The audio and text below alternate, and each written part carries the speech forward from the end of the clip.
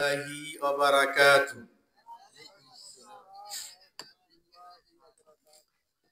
إن الحمد لله نحمده ونستعينه ونستغفره ونؤمن به ونتوكل عليه ونعوذ بالله من شرور أنفسنا ومن سيئات أعمالنا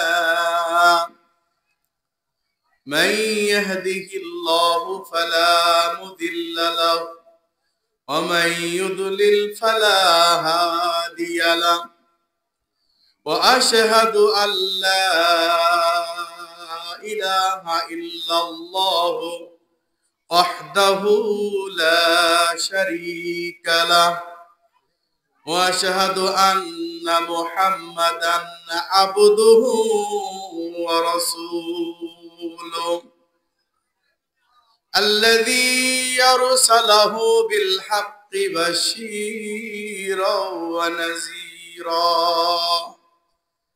وداعيا إلى الله بإذنه وسراجا منيرا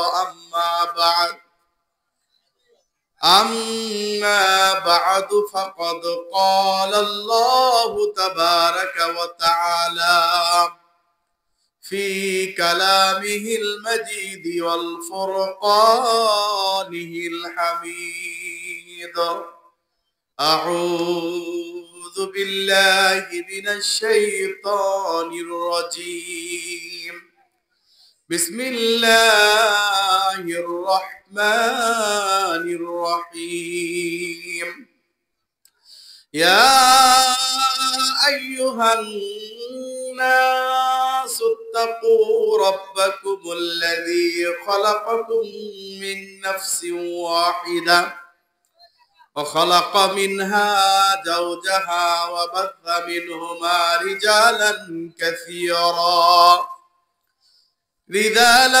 كثيرا ونساء واتقوا الله الذي تساءلون به والأرحام إن الله كان عليكم رقيبا يا أيها الذين آمنوا اتقوا الله حق تقاته ولا تموتن إلا وأنتم مسلمون يا أيها الذين آمنوا اتقوا الله وقولوا قولا سديدا يصلح لكم أعمالكم ويغفر لكم ذنوبكم ومن يطع الله ورسوله فقد فاز فوزا عظيما وقال تعالى يا أيها الذين آمنوا اتقوا الله ولتنظر نفس ما قدمت لغد واتقوا الله إن الله خبير بما تعملون عن عبد الله بن مسعود رضي الله تعالى عنه قال رسول الله صلى الله عليه وسلم لا تزول قدم ابن آدم حتى يسأل عن خمس عن عمره فيما أفناه وعن شبابه فيما أبلاه وعن ماله أين اكتسبه وفيما أنفقه رواه الترمذي ওদের অপরাধ আর কিছু নয়, মুসলিম শুধু পরিচয়।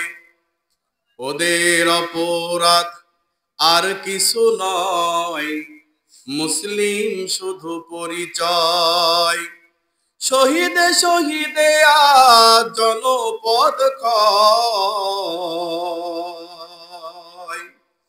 ওদের অপরাধ আর কিছু নয়, মুসলিম শুধু পরিচয়। কথা বলে ঠিক কিনা?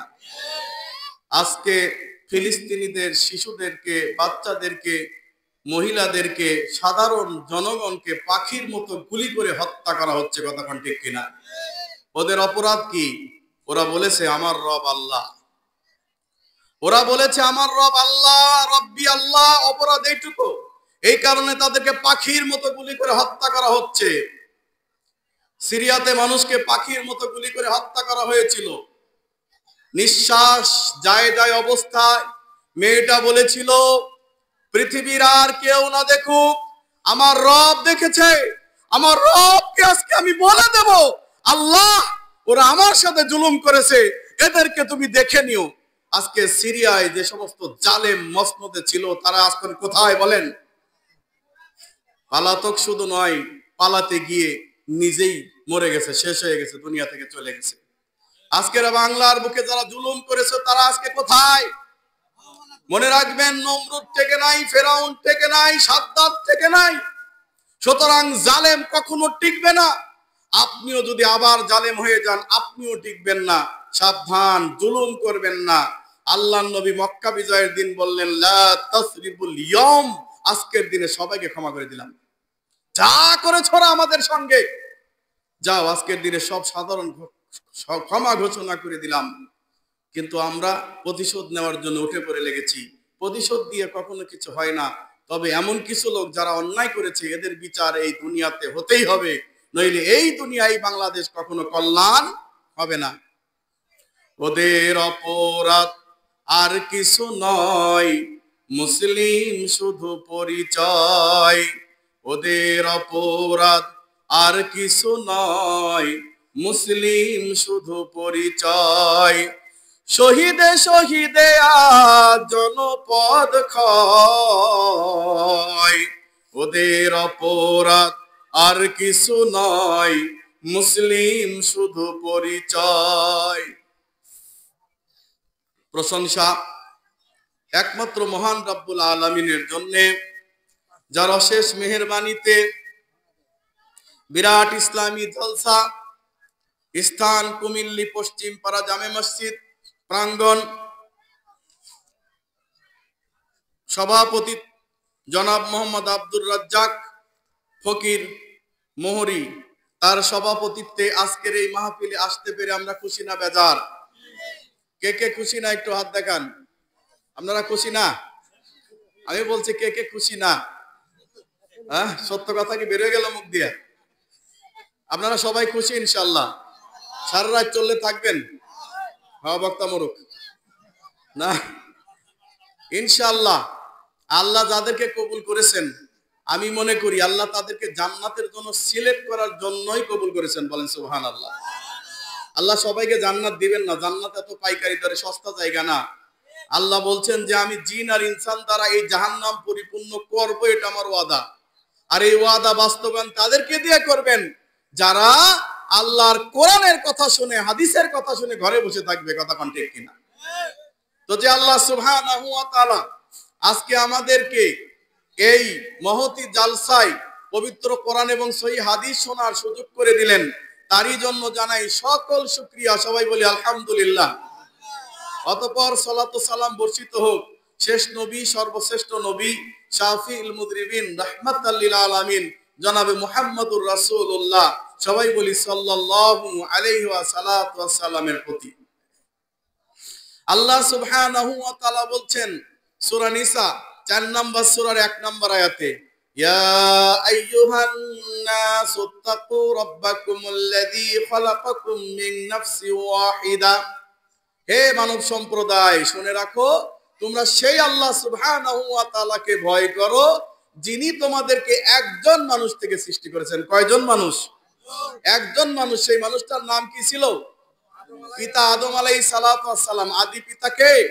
আদম আলাইহিস সালাতু ওয়াস সালাম। এরপর আল্লাহ বলছেন وخلق منها زوجها وبث منهما رجالا كثيرا ونساء। আর আমি তার থেকে তার সহধর্মিণীকে বানাইলাম। কাকে? হাওয়া আলাইহিস সালাতু ওয়াস সালামকে বানাইলাম, তার সহধর্মিণীকে বানাইলাম।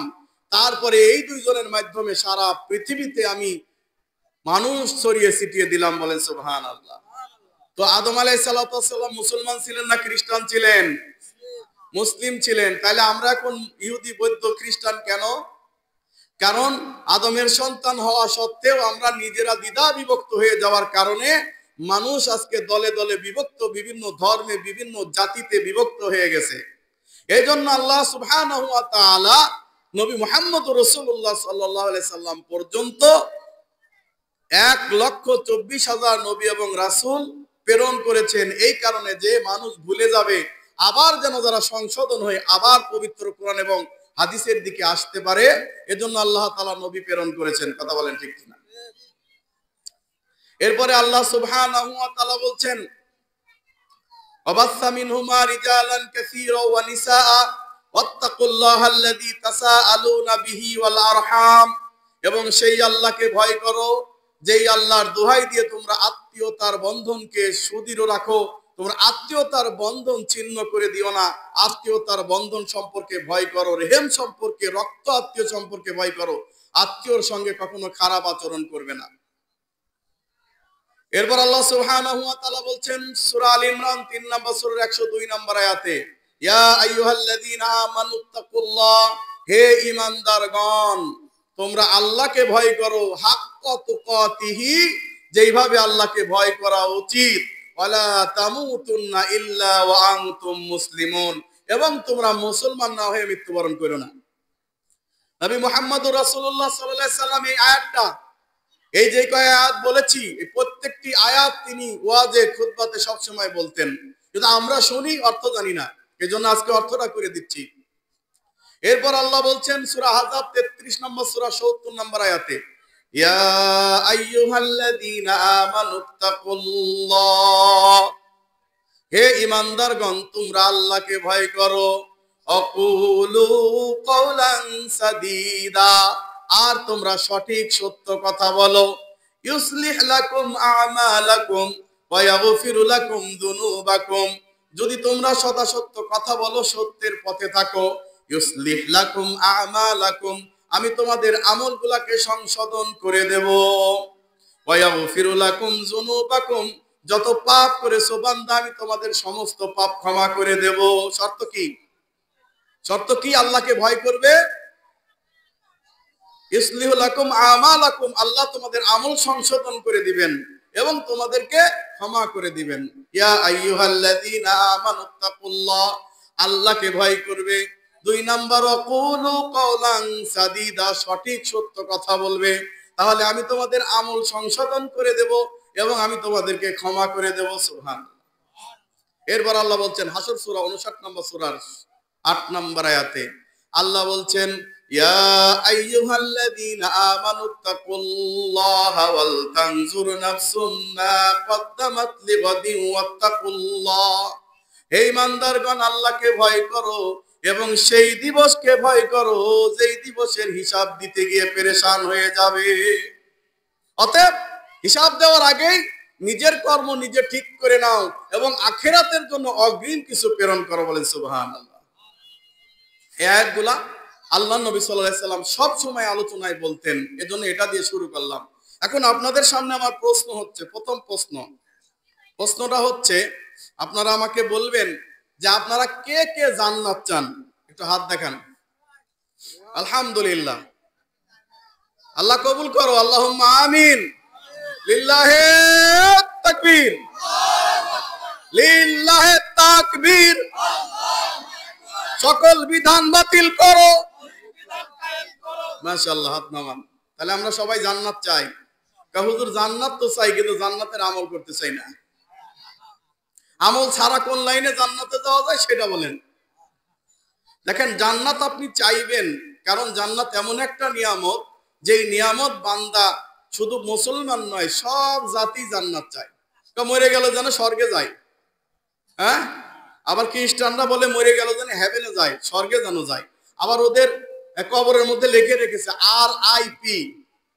হ্যাঁ, RIP, তার মানে ওরা এটা বোঝাতে চাচ্ছে যে তুমি শান্তির ঘুম ঘুম দাও। এদিকে হিন্দুরা বলে মানুষ মরে গেলে পুরাই দিলে সব শেষ হয়ে যায়, আবার বলে না স্বর্গে যাইব। তার মানে ওদের ঈমান ঠিক নাই। একবার মনে করে স্বর্গে যাইতেও পারি, নাও পারি, মরে গেলে মাটির সাথে মিশে যাব। আর আমরা মুসলমানরা মনে করি যে আমরা মরে গেলে অবশ্যই কিয়ামতের মাঠে উঠব এবং আমরা জান্নাত অথবা জাহান্নাম ফয়সালা হবে। তবে আমরা আশা করি জান্নাতে তো যাবোই, জান্নাতুল ফেরদাউসটাও চাই। কথা কোন ঠিক কিনা? সহিহ বুখারী মুসলিম মিশকাতের 5967 নম্বর হাদিস, রাসূলুল্লাহ সাল্লাল্লাহু আলাইহি ওয়াসাল্লাম বলতেছেন, মাউদাউ সাউতিন ফিল জান্নাহ খায়রুম মিনাদ দুনিয়া মা ফিহা। জান্নাতে একটা চাবুক রাখার জায়গা। চাবুক চেনেন? এই যে এত বড় জিনিস, চাবুক রাখার জায়গা, খায়রুম মিনাদ দুনিয়া মা ফিহা। সারা দুনিয়া বিক্রি করে দিলে জান্নাতের চাবুক কেনা যাবে না। সুবহানাল্লাহ। সেই জান্নাতের চাবুক কিনা যাবে না সারা পৃথিবী বিক্রি করে দিলে। অথচ সেই জান্নাত আল্লাহ তাআলা আমাদের দান করবেন বলে ওয়াদা করেছেন। এরপর রাসূলুল্লাহ সাল্লাল্লাহু আলাইহি সাল্লাম বলতেছেন যে জান্নাতে যেই নারী আল্লাহ সৃষ্টি করেছেন, জান্নাতের হুর, এই জান্নাতের হুরের যে ওড়না, দোপাট্টা, ওড়না, খায়রুম মিনাদ দুনিয়া মা ফিহা, সারা দুনিয়া বিক্রি করে দিলেও জান্নাতি নারীর ওড়না কেনা সম্ভব নয়। সুবহানাল্লাহ। তো সেই জান্নাতি নারী কাদেরকে দেবেন?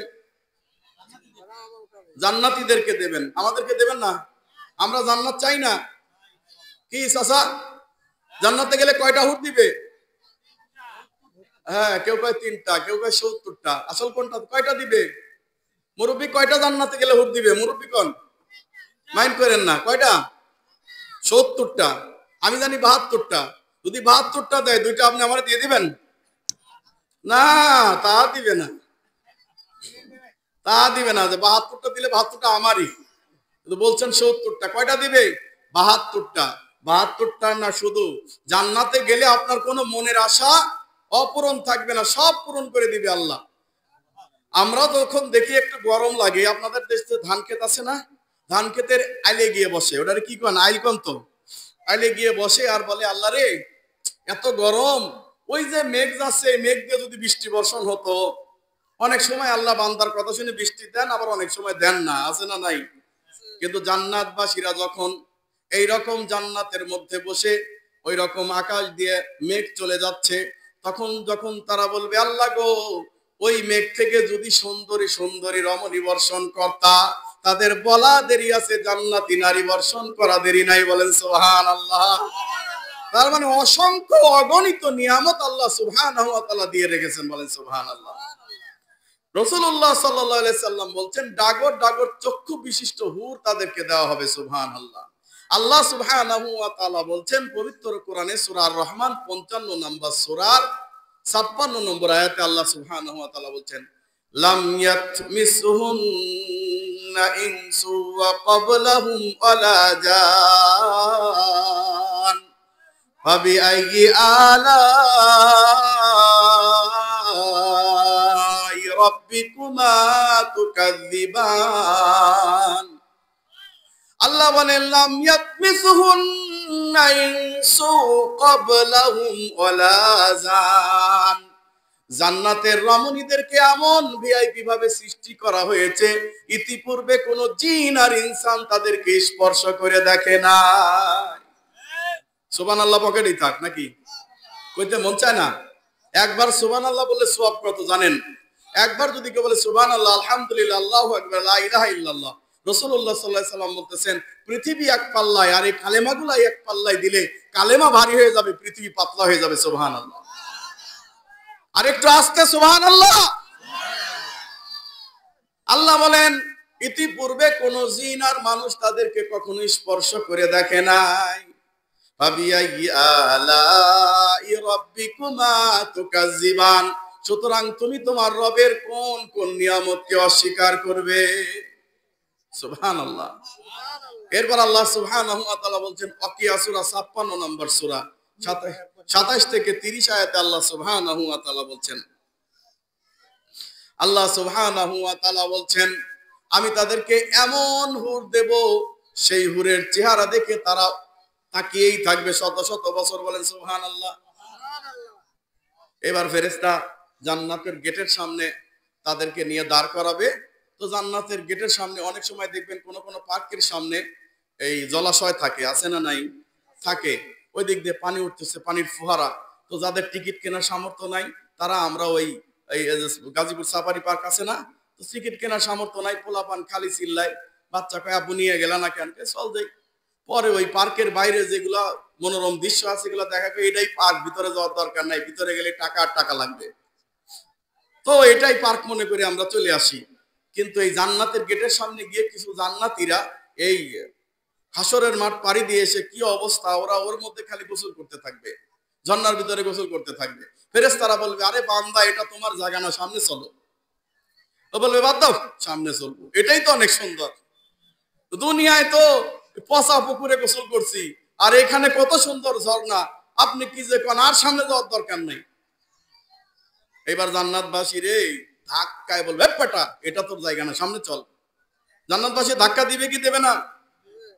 আল্লাহ বলছেন সূরা জুমার 39 নম্বর সূরার 71 নম্বর আয়াতে, ওয়াসিকাল্লাযীনা তাকাউ রাব্বাহুম ইলাল জান্নাতি যুমারা হাত্তা ইযা জাউহা ওয়া ফুতিহাত আবওয়াবুহা ওয়া ক্বালা লাহুম খাযানাতুহা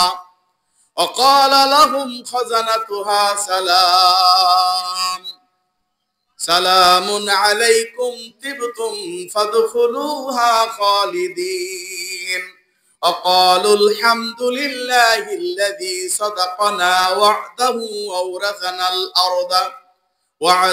وأورثنا الأرض نتبوأ من الجنة حيث نشاء فنعم أجر العاملين। ফেরেশতারা এবার তাদেরকে ধাক্কাতে ধাক্কাতে জান্নাতের দিকে নিয়ে যাবে। তারা জান্নাতের দিকে যেতে চাইবে না, তবু তাদেরকে ধাক্কা দিবে, আদর করে ভালোবাসা দিয়ে লক্ষ লক্ষ লক্ষ লক্ষ কোটি কোটি কিলোমিটার পার হয়ে চলে যাবে। জান্নাতবাসী বলবে, এই জায়গায় অন্তত থামো, কত সুন্দর দৃশ্য দেখা যাচ্ছে, কত সুন্দর গাছ দেখা যাচ্ছে, কত সুন্দর মনোরম দৃশ্য দেখা যাচ্ছে, এইখানেই থামো। তখন ফেরেশতারা বলবে, আরে আল্লাহর বান্দা, জান্নাত এটা না, জান্নাত আরো সামনে। তাহলে জান্নাত কত বড়! ব্যাস, এবার জান্নাতের মাঝখানে এইভাবে একটা ইস্তাবারাকুল জান্নাহ, জান্নাতে এরকম একটা সোফার মধ্যে, যেই সোফা সাজানো হবে রেশমের কাপড় দিয়ে, রেশমের গদি, এই রেশমের গদি দিয়ে তাকে বসিয়ে দেওয়া হবে। সে সেখানে বসবে, আর এখানে পাখির ভুনা করা মাছ গোস্ত থাকবে। কি থাকবে? পাখির ভুনা করা গোস্ত থাকবে। তো পাখির ভুনা করা গোস্ত, ওই যারা দুনিয়ায় মদ খাইছে, দুনিয়া জান্নাতে গেলে কিন্তু তারা মদ খাইতে পারবে না। পারবে? দুনিয়ায় যারা মদ খাইছে তারা জান্নাতে মদ খাইতে পারবে না, যদিও কোন রকম ভাবে জান্নাতে যায়, কারণ জান্নাতের মদ তাদের জন্য নিষিদ্ধ। কারণ দুনিয়ায় তুমি খাইছো কেন, এই কারণে জান্নাতের মদ তাদের জন্য নিষিদ্ধ, তাদেরকে জান্নাতের মদ পান করানো হবে না। তো জান্নাতের মদ কারা খাইছে? এই পৃথিবীর বেশিরভাগ মানুষ এই দুনিয়ার মদ খাইছে। খাই নাই? না হুজুর, আমরা যতই খারাপ হই আমরা মদ খাই না। কি খান? কয় বিড়ি খাই। কি খান? কয় সিগারেট খাই। কি খান? কয় গুল খাই। কি খান? কয় জর্দা খাই। আচ্ছা, জর্দা খান কেন? জর্দা খাই কেন? জর্দা আর বিড়ির মধ্যে কোনো তফাৎ আছে? আচ্ছা, বিড়ি সিগারেট যে ব্যক্তি খায় ওই ব্যক্তি তাও একটু পুরাই খায় না, আর যে ব্যক্তি জর্দা খায় ও ডাইরেক্ট কাঁচা মারে। অর্থাৎ যদি কাউকে বলেন যে তুমি সিগারেট কেন খাচ্ছ, তাহলে আপনি যে জর্দা খাচ্ছেন অপরাধ আপনার বড়, কিন্তু আপনি ছোট অপরাধীকে ধরছেন। আমি মনে হয় আপনাকে কথাটা বুঝাইতে পারি নাই। আমাদের দেশে প্রচলিত আছে যে এই বিড়ি সিগারেট জর্দাটা মাকরুহ। আছে না নাই? এই ফতোয়া আছে না নাই? পবিত্র কোরআন এবং হাদিসে, শরীয়তে নিষেধ আর করা যাবে আর করা যাবে না স্পষ্ট করে বলা আছে। কি বলা আছে? এটা হারাম, এটা হালাল। আল্লাহ রাসূল বলছেন, আল হালাল বাইয়িন আল হারাম বাইয়িন। শুনে রাখো, হারাম স্পষ্ট, হালাল স্পষ্ট, এর দুইটা স্পষ্ট, এটা কোনো অস্পষ্ট না। তো মাকরুহ আবার কই পেলেন? এখন মাকরুহ মানে কি? মাকরুহ মানে হচ্ছে অপছন্দনীয়। যা অপছন্দনীয় সেটা আবার খান কেমনে? মাকরু বলে কোনো ফতোয়া কোরআন হাদিসে নাই। ফতোয়া হয় হারাম নয় হালাল, দুইটা হবে। রংপুর ওয়াজ করতে গিয়েছিলাম, সেখানে দেখলাম হাজার হাজার একর জমি বাঁধাকপি লাগাই আছে। তো আমি বললাম বাঁধাকপি লাগাইছেন তো চারদিকে ঘেরা দেন নাই কেন? তো বলতেছে হুজুর এটা বাঁধাকপি গাছ না গো, এটা তামাক গাছ। আমি এই জন্যই তো ছাগল ভেড়া কুত্তায় কেউ মুখ দেয় না। হ্যাঁ, ছাগল ভেড়া কুকুর ওই তামাক গাছে মুখ দেয় না, কারণ ওরা জানে এটা অপবিত্র বৃক্ষ। হাজি সাজারাতুল মুনতানিয়া, এটা অপবিত্র বৃক্ষ, খারাপ বৃক্ষ, এতে মুখ দেওয়া যায় না। আপনি বিড়ি সিগারেটের যে স্টেতে ছাই রেখে দিবেন, 100 বছর চলে যাবে, কোনো মাছিও সেটা ধরবে না, কেউ ধরবে না। কারণ কি? এটা এত নিকৃষ্ট, শিয়াল কুত্তা শুয়ারও বোঝে, কথা কোন ঠিক কিনা? যা খায় না শুয়ারে তা খায় হুজুরে, তা মসজিদের মধ্যে বসে, কথা কোন ঠিক কিনা? রাসূল সাল্লাল্লাহু আলাইহি সাল্লাম বলেছেন কুল্লু মুসকিরিন হারামুন, প্রত্যেক মাদক দ্রব্য হারাম। কুল্লু মুসকিরিন খামরুন, প্রত্যেক মাদক দ্রব্যই হচ্ছে মদ। রাসূলুল্লাহ সাল্লাল্লাহু আলাইহি সাল্লাম বলছেন, ইবনে মাজাহ 1652 নম্বর হাদিস, মা আসকারা কাসীরুহু ফাকালিলু হারামুন, যা বেশি খাইলে মাদকতা আসে তার কম পরিমাণ খাওয়া হারাম। মুরব্বি, আপনাকে যদি 7 কৌটা জর্দা একবারে খাওয়ানো যায়, টিকতে পারবেন? টিকা যাবে? ও যুবক, তোমাকে যদি 7 প্যাকেট বিড়ি একবারে খাইতে বলা হয়, তুমি টিকতে পারবা? আল্লাহর নবী মূলনীতি ঘোষণা করে বলে গিয়েছেন, ইবনে মাজাহ 1652 নম্বর হাদিস, মাসকারা কাসীরুহু ফাকালিলু হারামুন, যা খাইলে মাদকতা আসে, যা খাইলে নেশা আসে, বেশি খাইলে মাদকতা আসে, তার কম পরিমাণও হারাম। এই দেখেন আল্লাহ তাআলা পবিত্র কুরআন স্পষ্ট করে ঘোষণা করে দিয়েছেন, সূরা আরাফ 7 নম্বর সূরা 157 নম্বর আয়াতে আল্লাহ সুবহানাহু ওয়া তাআলা বলছেন, ইউহিল্লুহুমুত তাইয়্যিবাত ওয়া ইউহাররিমু আলাইহিমুল খাবাইস, আমি তোমাদের জন্য পবিত্র বস্তু হালাল করিয়াছি, অপবিত্র বস্তু হারাম করিয়াছি। এক পাগলকে জিজ্ঞাসা করেন, পাগল তুই বিড়ি খাস কেন? বিড়ি কি ভালো জিনিস? পাগল বলবে না, ভালো না তো, কিন্তু খেয়ে অভ্যাস করে ফেলছি। ও ভালো বলবে? এই কোন বিড়িখোর বলবে এটা ভালো জিনিস? সিগারেট খোর বলবে ভালো জিনিস? তারপরে আপনার যারা গুল খায় বলবে ভালো জিনিস খাচ্ছি, জর্দা খায় তারা বলবে ভালো জিনিস খাচ্ছি। ডাক্তার এখন নিষেধ করে জর্দা খাইয়েন না, জর্দার কোটের উপরে এই যে এখানে একবারে ক্যান্সার হয়ে পচে যাইতেছে দিয়ে দেয়। আবার বিড়ি সিগারেটের গায়ের উপর দিয়ে দেয়, এইখানে লেখে বিড়ি কোম্পানি, টোবাকো কোম্পানি একমাত্র বেহায়া কোম্পানি যে নিজের পণ্যের বদনাম নিজে করে। সে লেখে যে আমার এই পণ্য খাওয়ার সাথে সাথে স্টক করিবেন, ইয়া খাইলে মৃত্যু অনধারিত, আস্তে আস্তে মৃত্যুর দিকে আগাইয়া যাইবেন, ইয়া খাইলে ক্যান্সার হইবে। তাইলে এই খারাপ জিনিসটা আল্লাহ পবিত্র কোরআনে বলে দিল হারাম, আর ওই মুন্সি হুজুর কইতাছে যে এটা মাকরুহ। পবিত্র কোরআনে আমি চ্যালেঞ্জ করে বললাম, সূরা আরাফ 7 নম্বর সূরার 157 নম্বর আয়াতটা খুলে দেখেন, আল্লাহ বলছেন ইউহিল্লুহুমুত তাইয়্যিবাত ওয়া ইউহাররিমু আলাইহিমুল খাবাইস। সুতরাং দুনিয়ার জীবনে যারা মদ, বিড়ি, জর্দা, সিগারেট, ইয়াবা ইত্যাদি খেয়েছেন, কিয়ামতের মাঠে কোনোভাবে পারবে জান্নাতে গেলেও জান্নাতের পাবেন না। এইবার পাখির ভুনা করা গোস্ত, যারা মদ খেয়ে অভ্যস্ত তারা কি করে, এই পাবনা হোটেলে যায় বসে বসে বলে যে একটু গরুর গোস্ত দে তো, দিল, একটু চানাচুর দে, দিল, এরপর এক টুকরো করে মদ খায় আর একটু করে গোস্ত খায়, আছে না নাই? এমনি করে চাবায়। আল্লাহ তাআলা জান্নাতীদেরকে মদ খাওয়াবেন, শারাবান তাহুরা, শারাবান তাহুরার মদ খাওয়াবেন।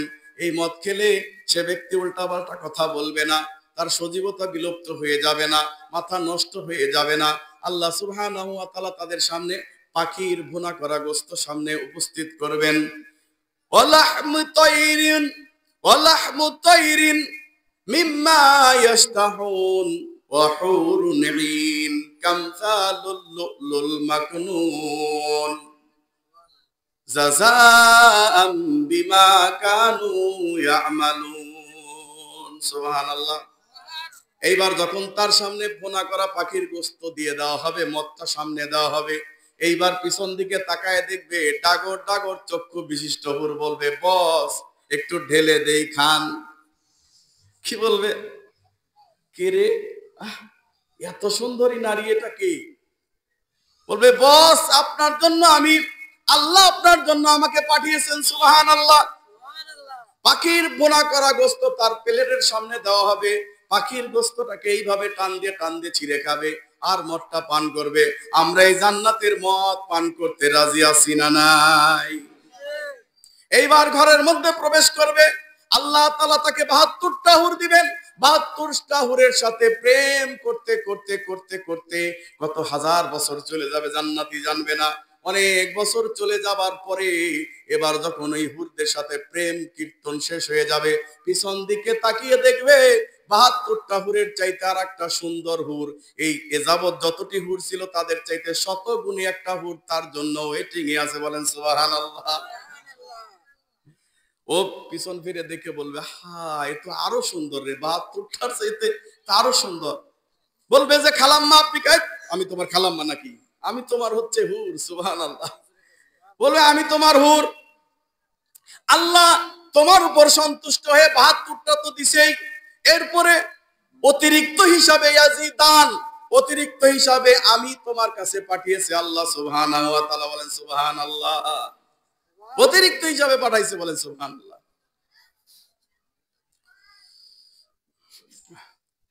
পরে প্রশ্নের উত্তর রেডি করেন, ইনশাআল্লাহ দিয়ে যাব। আচ্ছা, আল্লাহ সুবহানাহু ওয়া তাআলা জান্নাতে গেলে এই আপ্যায়ন মেহমান আপনাদের জন্য রেডি রেখেছেন।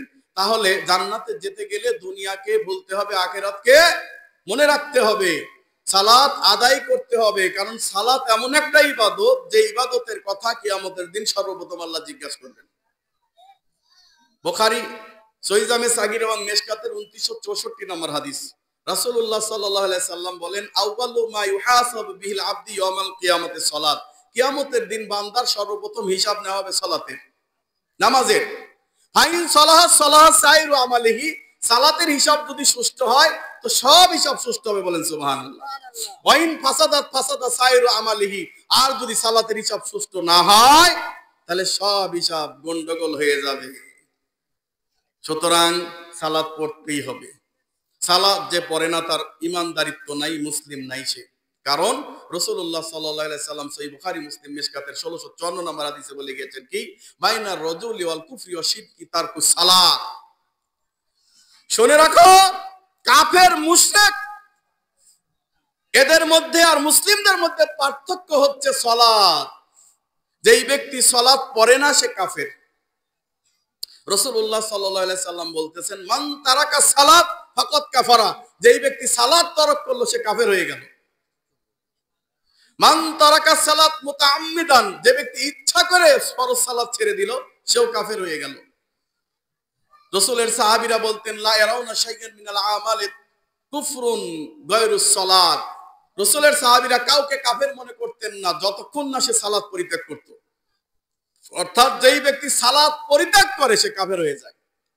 সুতরাং যারা সালাত পরিত্যাগ করে কাফের হয়ে গিয়েছেন, আজকে তওবা করেন, আল্লাহ আর কোনোদিন সালাত পরিত্যাগ করব না। কারণ সালাত পরিত্যাগ করে কেউ জান্নাতে যেতে পারবে না। আল্লাহ সুবহানাহু ওয়া তাআলা বলেন পবিত্র কোরআনে সূরা ইব্রাহিম ১৪ নম্বর সূরার ৪ নম্বর আয়াতে, ৭ নম্বর আয়াতে আল্লাহ বলেন, ওয়া ইন তাউদ্দু নি'মাতাল্লাহি লা তুহসুহা ওয়া ইন তাউদ্দু নি'মাতাল্লাহি লা তুহসুহা। বান্দা তুমি যদি আমার অনুগ্রহ রাজি গণনা করো, কখনো গণনা করে শেষ করতে পারবে না। আমার সৃষ্টি রাজি, আমার অনুগ্রহ রাজি তোমরা কখনো গণনা করে শেষ করতে পারবে না। আল্লাহ বলতেছেন যে তোমরা আমার অনুগ্রহ, আমার সৃষ্টি গুণে শেষ করতে পারবে না। এক শ্রেণীর আলেম বলতেছে যে আল্লাহ 18,000 মাখলুকাত সৃষ্টি করেছে। বলে কি বলে না? ডাহা মিথ্যা কথা। আল্লাহ 18,000 মাখলুকাত সৃষ্টি করেছেন এই কথা পবিত্র কোরআন এবং সহিহ হাদিসের কোথাও নাই, কোথাও নাই। অথচ আল্লাহ বলতেছেন যে আমি এত পরিমাণ সৃষ্টি করেছি যে তোমরা এটা গুণে কখনো শেষ করতে পারবে না। আল্লাহ বলেন পবিত্র কোরআনে সূরা কাহাফ 18 নম্বর সূরার 109 নম্বর আয়াতে, কুল লাউ কানাল বাহরু মিদাদাল লিকালিমাতি রাব্বি লানাফিদাল বাহরু ক্বাবলা আন তানফাদা কালিমাতু রাব্বি ওয়ালাউ জিনা বিমিসলিহি মাদাদা। বান্দা, পৃথিবীর সমস্ত বৃক্ষকে যদি তুমি কলম বানিয়ে নাও, আর এই পৃথিবীর 3 ভাগের 1 ভাগ মাটি আর 2 ভাগই পানি, সমস্ত পানিগুলাকে যদি তুমি কালি বানিয়ে নাও, তবু আমার প্রশংসা লিখে আর আমার সৃষ্টি রাজি লিখে কখনো শেষ করতে পারবে না। বিজ্ঞান বলতেছে যে শুধু সমুদ্র বক্ষেই 1,80,000 প্রকারের জীবজন্তু বসবাস করে। কত? শুধু সমুদ্রের বক্ষেই 1,80,000 প্রকারের জীবজন্তু, মানে হচ্ছে কলা গাছ, জাম গাছ একটা একটা নয়, কলা গাছ, জাম গাছ এরকম একটা একটা, কলা গাছে 1,80,000 এমনটা নয়, 1,80,000 প্রকারের জীবজন্তু শুধুমাত্র সমুদ্রের তলদেশে। আমাজন জঙ্গল, আফ্রিকার জঙ্গল, এই সমস্ত জঙ্গলে লক্ষ লক্ষ সৃষ্টি রয়েছে যা আমরা কোনোদিন দেখি নাই। বিজ্ঞান বলতেছে 2,000-এর অধিক সৃষ্টি রয়েছে। হ্যাঁ, 2 কোটিরও অধিক সৃষ্টি রয়েছে, কিন্তু আমরা মাত্র 2% আবিষ্কার করতে পারছি, আর পারি নাই। অথচ বক্তা কিভাবে মিথ্যা কথা বলল যে সেই আল্লাহর উপর প্রশংসা করুন, সেই আল্লাহর গুণগান করুন, যেই আল্লাহ 18,000 মাখলুকাত থেকে আমাদেরকে সৃষ্টি করেছেন, বলে কিনা? তবে আমরা সর্বশ্রেষ্ঠ সৃষ্টি, কথা আল্লাহ বলেছেন। কোথায়? সূরা বানী ইসরাইল 17 নম্বর সূরায় আল্লাহ সুবহানাহু ওয়া তাআলা বলেন, ওয়ালাকাদ কাররামনা বানি আদম, আমি বনি আদমকে, মানুষের সন্তানকে, আদমের সন্তানকে সবচেয়ে বেশি কি করেছি? সম্মানিত করেছি। সুতরাং এই পৃথিবী সহ আসমান জমিনে যা কিছু আছে, যত সৃষ্টি আছে, সবচাইতে উত্তম সৃষ্টি, সবচাইতে শ্রেষ্ঠ সৃষ্টি হচ্ছে মানুষ। বলেন সুবহানাল্লাহ। এইবার বলে সেই নবীর উপর দরুদ পাঠ করুন যেই নবীকে সৃষ্টি না করলে আসমান জমিনের কিছুই সৃষ্টি করতো না, বলে কি বলে না? আচ্ছা, মুহাম্মদ সাল্লাল্লাহু আলাইহি সাল্লামকে সৃষ্টি না করলে আসমান জমিন কিছুই সৃষ্টি করতো না, কই পাইল? আল্লাহ বলছেন কোরআনে এই কথা? বলেন নাই। কোথায় পাইলো? একটা জাল হাদিসে আছে। আজকে একটা নতুন কথা শিখে রাখেন, আল্লাহ যদি এই কোরআন পাঠানোর মনস্থ না করতেন তাহলে নবী মুহাম্মদ সাল্লাল্লাহু আলাইহি সাল্লাম কেন কোনো নবীকেই বানাতেন না, কথা কোন ঠিক কিনা? কোরআনের কারণে 1,24,000 নবী এবং রাসূল এসেছেন, কোরআনের কারণে মুহাম্মদ সাল্লাল্লাহু আলাইহি ওয়াসাল্লাম এসেছেন। কোরআন এমন একটি বস্তু, যেই বস্তুকে আল্লাহ সুবহানাহু ওয়া তাআলা পাহাড়ের উপর নাজিল করতে চেয়েছিলেন, পাহাড় অস্বীকার করেছে। আসমানকে ভার দিতে চেয়েছিলেন, আসমান অস্বীকার করেছে। জমিনকে ভার দিতে চেয়েছিলেন, জমিন অস্বীকার করেছে। হামালাহাল ইনসান ইন্নাহু কানা যালুমান জাহুলা। আল্লাহ বললেন আসমান ভার নিল না, পাহাড় কাঁপতে শুরু করে দিল, কাঁপতে কাঁপতে কাঁপতে কাঁপতে কান্না শুরু করে দিল। আল্লাহ বলেন লাউ আনজালনা হাদিহিল কুরআন আলা জাবালিন, আল্লাহ বলতেছেন যদি আমি এই কোরআন পাহাড়ের উপর অবতীর্ণ করতে চাইতাম, করতাম, তাহলে পাহাড় ভয়ে বিদীর্ণ হয়ে যেত। সুবহানাল্লাহ। আসমানের উপর নাজিল করতে চাইলাম, জমিনের উপর নাজিল করতে চাইলাম, পাহাড়ের উপর নাজিল করতে চাইলাম, কেউ ভান নিল না, কিন্তু মানুষ নিল। কারণ আল্লাহ বলছেন হামালাহাল ইনসান, মানুষ নিল এই কারণ ইন্নাহু কানা যালুমান জাহুলা, কারণ মানুষ হচ্ছে জালেম, মানুষ হচ্ছে মূর্খ। জালেম কারা? ভার নিতে পারবে না, দেশ চালাইতে পারবে না, তবু তারাই ক্ষমতায় থাকবে, এরা জালেম, তাই না? আর মূর্খ কারা? জানে না, বোঝে না, বলে দিল একটা কথা। আজকে যদি জ্ঞান থাকতো মানুষের, মানুষ বুঝতো, তাহলে কোরআনের মধ্যে এত গুরু দায়িত্ব নিতে পারতো না। এই কারণে এই কোরআনকে আল্লাহ তাআলা পৃথিবীর বুকে পাঠাবেন, এই কারণে নবী মুহাম্মদ সাল্লাল্লাহু আলাইহি সাল্লামকে প্রেরণ করেছেন। এটা হলো মিথ্যা কথা যে নবীকে সৃষ্টি না করলে আসমান জমিনে কিছু সৃষ্টি করতো না। এই মিথ্যা হাদিসটা উল্লেখ রয়েছে সিলসিলা হাদিসু যঈফা মাওজুআ খণ্ড নাম্বার 1 এর নাসিরউদ্দিন আলবানী লিখিত এর 25 নম্বর হাদিস। সেখানে উল্লেখ রয়েছে আদম আলাইহিস সালাতু ওয়াস সালামকে যখন আল্লাহ তাআলা সৃষ্টি করলেন, সৃষ্টি করার পরে বললেন আদম তুমি জান্নাতে যাও, যা খুশি খাও, তোমার স্ত্রী নিয়ে তুমি ঘোরাফেরা করো, কোনো সমস্যা নাই, কিন্তু তুমি কি করো না, এই গাছটার নিকটবর্তী হও না, হ্যাঁ, ওই গাছটার কাছেও যাও না। বলেন তো আদম আলাইহিস সালাতু ওয়াস সালাম গাছের কাছে গেছিল না যায় নাই? তারপরে আদমকে নিচে নামাই দিল, কারণ কি? আদম গাছের কাছে যায় নাই কিন্তু ফল খাইছে। হ্যাঁ, আদম গাছের কাছে যায় নাই কিন্তু ফল খাইছে, তার মানে যে বৃক্ষ হারাম সেই বৃক্ষের ফলও হারাম। আদম গাছের কাছে যায় নাই, আল্লাহর কথা মানছে, কিন্তু ফল তো খাইছে। সুতরাং যেই বৃক্ষ হারাম সেই বৃক্ষের ফলও হারাম। এই জন্য আল্লাহ তাআলা আদমকে বললেন, আদম এবং হাওয়া তোমরা নিচে নেমে যাও। কুল নাহবিতু মিনহা জামিআ ফাইন্না ইয়াতিয়ান্নাকুম মিন্নী হুদান ফামান তাবিআ হুদায়া ফালা খাউফুন আলাইহিম ওয়ালা হুম ইয়াহজানুন। বাকারা সূরা 2 নম্বর সূরার 31 নম্বর আয়াত। আল্লাহ বলেন, আদম রে, হাওয়া রে, তোদেরকে নিষেধ করেছিলাম এই গাছের নিকটও যাস না, এই গাছের ফল খাস না, তোরা মানুষ নাই, ঠিক আছে, এবার তোরা এই জান্নাত থেকে নিচে নেমে যা। তারা কি করলো? দুইজনই জান্নাত থেকে নিচে নেমে আসলো। কিন্তু আদম চিন্তা করলো, বিরাট ভুল করে ফেলেছি, আল্লাহ মাফ করে দাও, মাফ করে দাও, মাফ করে দাও, আল্লাহ মাফ করে দাও।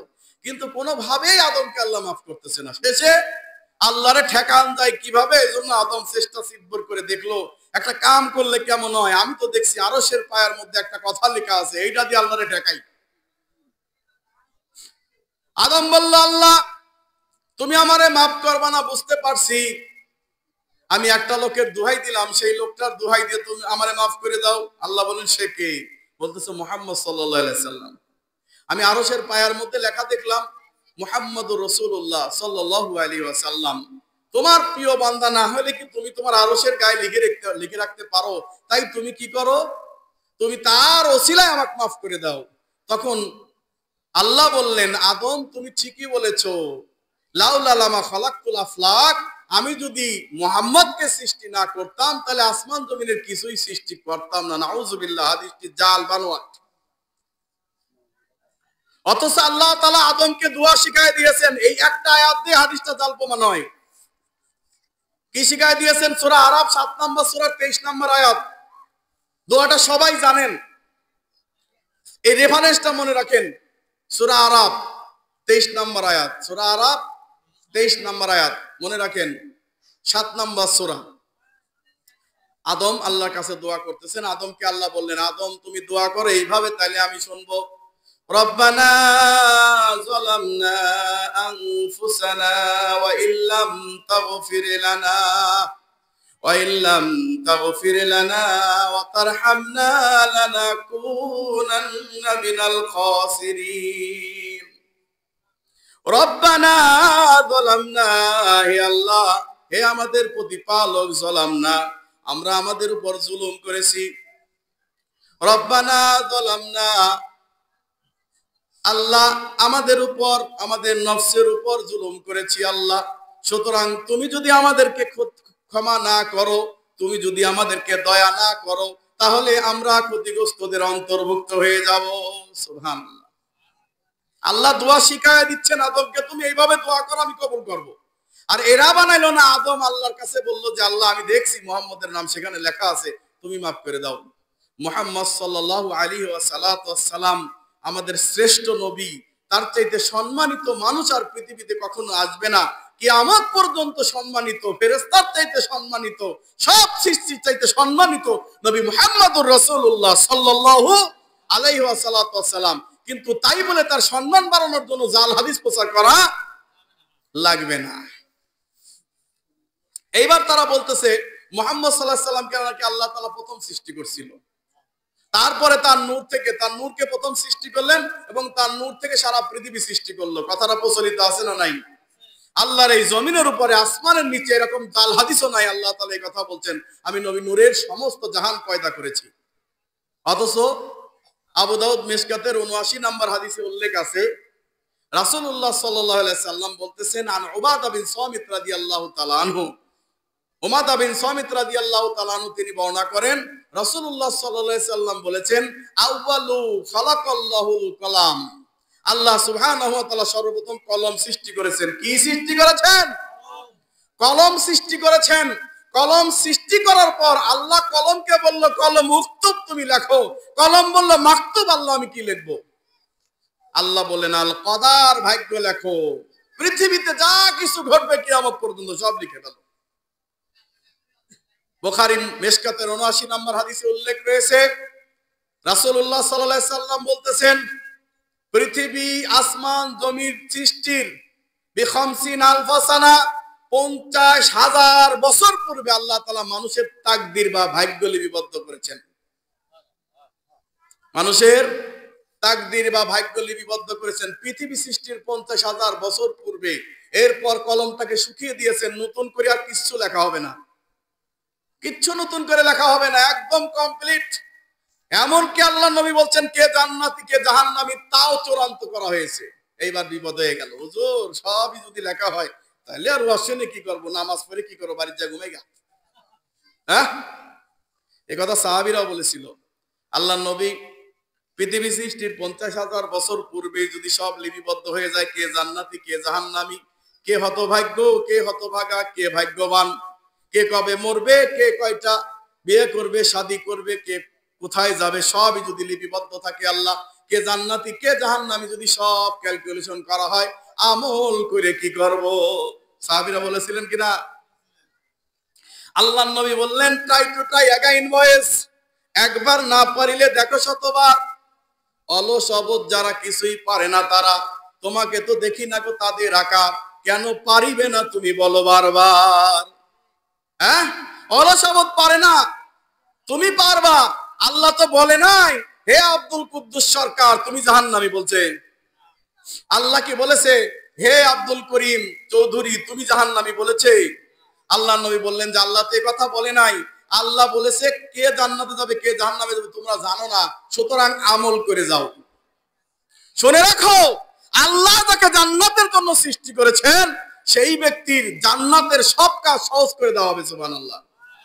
যাকে জাহান্নামের জন্য সৃষ্টি করেছেন জাহান্নামের সব কাজ সহজ করে দেওয়া হবে। নাউযুবিল্লাহ। এই জন্য কঠিন শীতের মধ্যে উঠেও লোকটা মাছ মারে, এই পর্যন্ত লুঙ্গিটা তুলে কাঁচা মেরে, কি কয় আপনার ভাষায়, কাঁচা মেরে এই পুষ মাসের শীতের ভিতরে মাছ মারে, কিন্তু মুয়াজ্জিন হাইয়া আলাস সালাহ বলতেছে, হাইয়া আলাল ফালাহ বলতেছে, আস-সালাতু খায়রুম মিনান নাওম বলতেছে, বেচারা নামাজে যায় না। আমার বাড়ির পাশে মসজিদ করেছি, লোহাকাট বাগানে জঙ্গল, দুই পাশে মাঝখানে মসজিদ। এই জঙ্গলের এখানে খাল আছে, মাঝে মধ্যে মাছ আসে, ওরা মাছ মারার জন্য কিছু পোলাপান সারা রাত সেখানে পানি সেচন করে। আমি যখন ফজরের আজান দিতে গিয়েছি দেখি যে তারা ওইখানে শুয়ে ঘুম পাড়তেছে, যেখানে সাপ থাকতে পারে, খারাপ প্রাণী থাকতে পারে, এর মধ্যে শুয়ে ঘুম পাড়তেছে। এখানে হাইয়া আলাস সালাহ আস-সালাতু খায়রুম মিনান নাওম বলা হচ্ছে, তারা আসতেছে না। তাহলে আল্লাহ তাআলা তাদের জাহান্নামের পথ কঠিন করে দিয়েছেন না সহজ করে দিয়েছেন? সহজ করে দিয়েছেন। সুতরাং এই মাইকের সাউন্ড যত দূর পর্যন্ত যায় কান খুলে শুনে রাখুন, আল্লাহ সুবহানাহু ওয়া তাআলা যাদেরকে জান্নাতের জন্য সৃষ্টি করেছেন এই সাউন্ড যত দূর পর্যন্ত যাবে সে ঘরে বসে থাকতে পারবে না। কথা বলেন ঠিক কিনা? লিল্লাহি তাকবীর, লিল্লাহি তাকবীর। যদি জান্নাতের জন্য সৃষ্টি করা হয়ে থাকে তাদেরকে কখনো তারা এই মজলিস থেকে বের হয়ে বাড়িতে গিয়ে শুয়ে থাকতে পারবে না, এই সাউন্ড কানে গেলে শুয়ে থাকতে পারবে না। কারণ আল্লাহ বলছেন সূরা আরাফ 7 নম্বর সূরার 179 নম্বর আয়াতে, আল্লাহ সুবহানাহু ওয়া তাআলা বলছেন ওয়ালাকাদ জারআনা লিজাহান্নামা কাসীরাম মিনাল জিন্নি ওয়াল ইনস লাহুম কুলুবুল লা ইয়াফকাহুনা বিহা ওয়ালাহুম আ'য়ুনুন লা ইউবসিরুনা বিহা ওয়ালাহুম আযানুন লা ইয়াসমাউনা বিহা উলাইকা কাল আনআম বাল হুম আযাল উলাইকা হুমুল গাফিলুন। আল্লাহ বলতেছেন আমি বেশিরভাগ লোক জাহান্নামে দেব, জিন আর ইনসান, বেশিরভাগ মানুষ আর বেশিরভাগ মানুষ আর জিন কোথায় যাবে? জাহান্নামে যাবে। আল্লাহ বলতেছেন বেশিরভাগ জিন এবং মানুষ আমি জাহান্নাম পরিপূর্ণ করব। তিনটা গুণের কারণে। কয়টা? তিনটা। এক, লাহুম কুলুবুল লা ইয়াফকাহুনা বিহা, অন্তর আছে কিন্তু সেই অন্তর দিয়ে চিন্তা গবেষণা করে না। ওয়ালাহুম আ'য়ুনুন লা ইউবসিরুনা বিহা, চোখ আছে চোখ দিয়ে দেখে না। ওয়ালাহুম আযানুন লা ইয়াসমাউনা বিহা, কান আছে কান দিয়ে শোনে না। আল্লাহ বলেন উলাইকা কাল আনআম, ওরাই হচ্ছে চতুষ্পদ জন্তুর মতো। আল্লাহ বলতেছেন চতুষ্পদ জন্তু এত খারাপ না, চতুষ্পদ জন্তু তামাকের গাছ খায় না, মানুষ খায়। আল্লাহ বলছেন চতুষ্পদ জন্তু জানোয়ার এত খারাপ না, আল্লাহ বলছেন কিছু মানুষ চতুষ্পদ জন্তুর চাইতেও খারাপ। আল্লাহ বলছেন কুলুবুল্লাহ ইয়াফকাহুনা বিহা, অন্তর আছে কিন্তু অন্তর দিয়ে চিন্তা গবেষণা করে না। মুহাদ্দিস সাহেব 36 বছর বুখারী পড়াইছে। কয় বছর? 36 বছর বুখারী পড়িয়ে সেখানে সে পায় নাই যে এক রাকাতও বিতির পড়া যায়, এটা পায় নাই। উনি বলতেছে আমি কখনো দেখি নাই বুখারীতে লেখা আছে, অথচ বুখারী হাদিস স্পষ্ট দল করতেছে যে 5 রাকাত বিতর পড়া যাবে, 3 রাকাত পড়া যাবে, 1 রাকাতও পড়া যাবে। ঠিক আছে, কিন্তু এটা সে চোখে দেখে নাই, কারণ সে এমন চশমা পড়েছে যে এই চশমা দিয়ে সে সহিহ হাদিস দেখে না। এই জন্য আল্লাহ এদেরকে কিসের জন্য সৃষ্টি করছে? জাহান্নামের জন্য সৃষ্টি করছে। জান্নাতের জন্য যাদেরকে সৃষ্টি করেছেন তাদেরকে আল্লাহ তাআলা জান্নাতের কাজ সহজ করে দিবেন, জাহান্নামীদেরকে জাহান্নামের জন্য যাদেরকে সৃষ্টি করেছেন তাদের জাহান্নামের পথ সহজ করে দিবেন। এইবার তকদির নিয়ে আমাদের দেশে 2 ভাগে বিভক্ত হয়ে গেল, 3 ভাগে বিভক্ত হয়ে গেল। কেউ বলতেছে যে তকদির যদি সবই আল্লাহর, ভাগ্য যদি আল্লাহর তরফ থেকে হয়, সবই যদি আল্লাহর তরফ থেকে হয়, তো কাজ কাম কেন করব? সব আল্লাহই করায়। বোঝেন নাই? আমার কথা বোঝেন নাই? তার মানে হচ্ছে সব ভাগ্য নির্ধারণ করাই আছে, তো আমি কাজ করব কেন? আমি এই কাজ সেই কাজ করব কেন? আমার ভাগ্য আছে, হয়ে যাবে। আমরা পুতুল, আল্লাহ তাআলা আমাদেরকে নিয়ে খেলতেছেন। নাউজুবিল্লাহ। আছে না নাই এমন লোক? তারা কি বলতেছে? ছায়াবাজি পুতুল রূপে বানাইয়া মানুষ, যেমনে নাচাও তেমনে নাচি, পুতুলের কি দোষ? আস্তাগফিরুল্লাহ। হ্যাঁ, ছায়াবাজি পুতুল রূপে বানাইয়া মানুষ, যেমনে নাচাও তেমনে নাচি, পুতুলের কি দোষ? তুমি সর্প হইয়া দংশন করো, ওজা হইয়া ঝাড়ো, আর কি হাকিম হইয়া হুকুম করো, পুলিশ হইয়া ধরো, সর্প হইয়া দংশন করো, ওজা হইয়া ঝাড়ো, তুমি মারো তুমি কাটো। তার মানে সবই আল্লাহ করে, ও কিছুই করে না। পাপ করলে কে করে? আল্লাহ করায়, আমি করি না। হ্যাঁ, এক বিশাল বুজুর্গ লোক এক বেশ্যালয়ে গেছে দাওয়াত দেওয়ার জন্য। ভালো কথা, দাওয়াত দিতেই পারে, তারা তো আল্লাহর বান্দা, নিশ্চয়ই দাওয়াত দিতেই পারে। দাওয়াত দিতে গিয়ে বেশ্যাকে বলতেছে, বেশ্যা আজকে দাওয়াত গ্রহণ করো আর খুব সুসংবাদ গ্রহণ করো, শুনে রাখো আমি আর তোমার মধ্যে কোনো পার্থক্য নাই। আমরা যদি আজকে আমাদের দ্বারা কিছু হয়ে যায়, এটা আমি করি না, আল্লাহ করায়। আস্তাগফিরুল্লাহ। তখন ওই মহিলা বলতেছে, আমি খুব খারাপ মহিলা হুজুর, পীর সাহেব আমি খুব খারাপ মহিলা, আমি মেনে নিলাম, কিন্তু আল্লাহর সম্পর্কে তুই যে কথা কইছ এই কথা আমি মানলাম না। নিজের জুতাটা তুলে নিয়ে ইচ্ছা মতো পিটন পিটাইছে। এবার কোন আল্লাহ যদি ক্ষমা করে, কারে করবে? কথা কয় না। বেশ্যা মহিলাটাকে ক্ষমা করবে, কারণ তার সঠিক আকীদা যে আল্লাহ করায় না। আল্লাহ তাআলা আমাদেরকে এখানে সৃষ্টি করে পাঠিয়েছেন, আমাদের ভালো মন্দ করার ক্ষমতা দান করছে। অতএব আমার দ্বারা, আমার মনের দ্বারা আমি ভালো করতে পারি, মন্দ করতে পারি। ভালো করলে জান্নাতে যাব, খারাপ করলে জাহান্নামে যাব। আর এক দল মনে করতেছে যে তকদির যা আছে সেটাই মেনে নিতে হবে, কিন্তু আল্লাহ সুবহানাহু ওয়া তাআলার পক্ষ থেকে আমাদেরকে ভালো মন্দের দিক নির্দেশনা দেওয়া হয়েছে, সুতরাং সেই ভালো মন্দ অনুযায়ী আমাদেরকে চলতে হবে। এখন আসেন, আমি আপনাদের সামনে একটা কোরআনের আয়াত তেলাওয়াত করেছিলাম, যেখানে বলেছিলাম আল্লাহ সুবহানাহু ওয়া তাআলা বলতেছেন সূরা আহজাব 33 নম্বর সূরা 70 নম্বর আয়াতে, আকুলু কওলান সাদীদা, আল্লাহকে ভয় করো এবং সঠিক সত্য কথা বলো, তাহলে আল্লাহ তোমাদের আমল সংশোধন করে দিবেন, তোমাদেরকে ক্ষমা করবেন। শর্ত কি? ওমা ইউতিইল্লাহ ওয়া রাসূলা, কি করতে হবে? আল্লাহ এবং তার রাসূলের আনুগত্য করতে হবে। আল্লাহ এবং তার রাসূলের আনুগত্য করতে হবে। এখন আল্লাহর নবী সাল্লাল্লাহু আলাইহি সাল্লাম নিজের মন গড়া কোনো কথা কোনোদিন বলেছেন? বলেন নাই। যদি বলতেন কি হতো?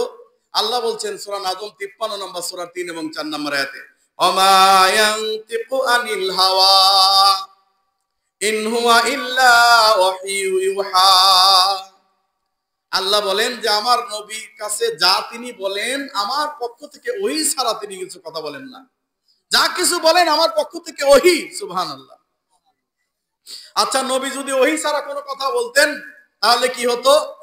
আল্লাহ বলতেছেন সূরা হাক্কা 69 নম্বর সূরা 44 থেকে 45 আয়াতে, ওয়ালাউ তাকাওয়ালা আলাইনা বা'দাল আকাওয়িল লা আখাযনা মিনহু বিল ইয়ামিন সুম্মা লা কাতা'না মিনহুল ওয়াতিন।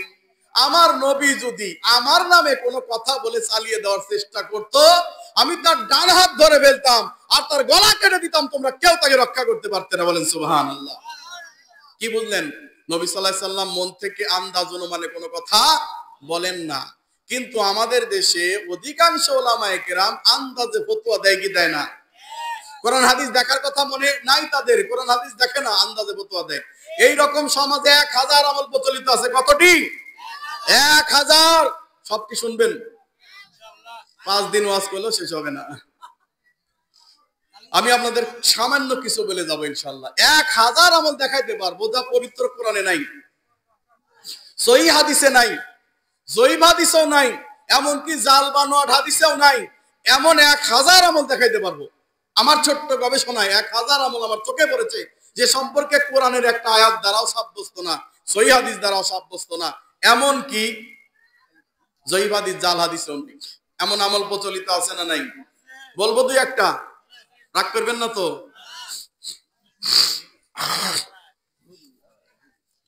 এক ব্যক্তি হুজুরের কাছে বলতেছে, হুজুর ঘটনা হলো কি 7 ভাগে কুরবানি করা যায় জানি, এখন 7 ভাগে কি আকিকা করতে পারবো? তো হুজুর বলতেছে 7 ভাগে আকিকা, হ্যাঁ কুরবানি যখন করা যাবে 7 ভাগে আকিকাও করা যাবে। তো লোকটা বলতেছে যে হুজুর দলিল কি? দলিল আবার কি? আমার ওস্তাদে বলেছে। ওস্তাদে বলছে, ওস্তাদের দলিল। আল্লাহ বলে নাই, রাসূলও বলে নাই। এখন 7 ভাগে আকিকা দিবে তার 7টা সন্তান, সে কোনোভাবে জানতে পেরেছে আকিকা না দিলে কিয়ামতের দিন সন্তান সুপারিশ করবে না বা সন্তান তাকে পরিচয় দিবে না, তাহলে তো আকিকা দেওয়া দরকার। এতদিন দিতে পারি নাই, ঠিক আছে এবার কাজা আদায় করে দেই। যেহেতু এত কষ্ট করে একটা গরু পালন করছি, 7 ভাগে গরুর আকিকা দিয়ে দেবো, ব্যাস আমার ঝামেলা শেষ। যখন তার কাছে দলিলটা তালাশ করা হয়েছে, তখন সে বলতেছে যে আমার উস্তাদে বলেছে দেওয়া যাবে, অথচ কোরআনেও নাই, হাদিসেও নাই।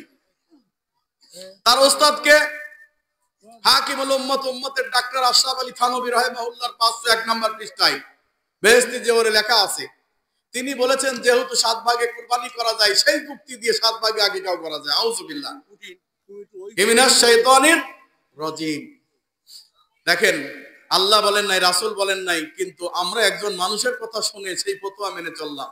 অথচ রাসূলুল্লাহ সাল্লাল্লাহু আলাইহি সাল্লাম বলছেন, কারো যদি মেয়ে হয় তাহলে একটা ছাগল। কয়টা? একটা ছাগল। কারো যদি ছেলে হয় তাহলে কয়টা ছাগল? 2টা ছাগল।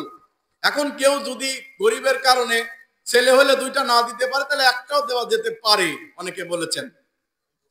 তাইলে আকিকা দিতে হবে কি দিয়ে? ছাগল, ভেড়া, দুম্বা দিয়ে।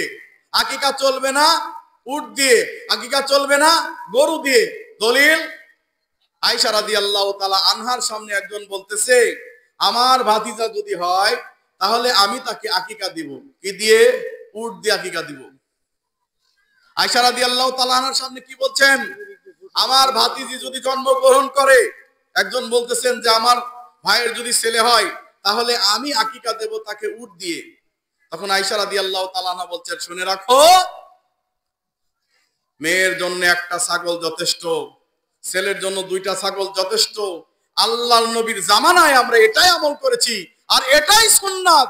তুমি সুন্নাতের খিলাফ করতে পারবা না, বলেন ঠিক কিনা? আয়েশা রাদিয়াল্লাহু তাআলা আনহা রাসূলের মৃত্যুর পরে একজনকে এই কথা বললেন যে উট দিয়ে, গরু দিয়ে আকিকাই চলবে না, সেখানে আপনি বলতেছেন যে 7 ভাগে আকিকা দেওয়া যায়। নাউজুবিল্লাহ। এবার আসেন, 999টা বাকি আছে, এখনো একটা হয়েছে না। এবার আসেন 2 নাম্বার পয়েন্ট। অনেক ইমাম সাহেবকে দেখবেন সালাতে ভুল করে কিনা? ভুল হইতেই পারে, ভুল হওয়াটা অসুবিধার কিছু না, হতেই পারে। তো ভুল হলে কি করতে হবে? সাহু সিজদা দিতে হবে। তো দেখবেন যে ইমাম সাহেব সাহু সিজদা দিতেছে কিভাবে?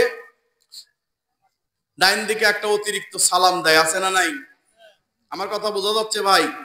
ডাইন দিকে একটা অতিরিক্ত সালাম দেয়, দিয়ে সে সাহু সিজদা দেয়। সে বোঝাতে চাচ্ছে যদি সালাতে ভুল করলাম তো ভুল, ভালো কথা। যদি ভুল নাও হয় তাহলে ইচ্ছা করে একটা ভুল করে নিলাম।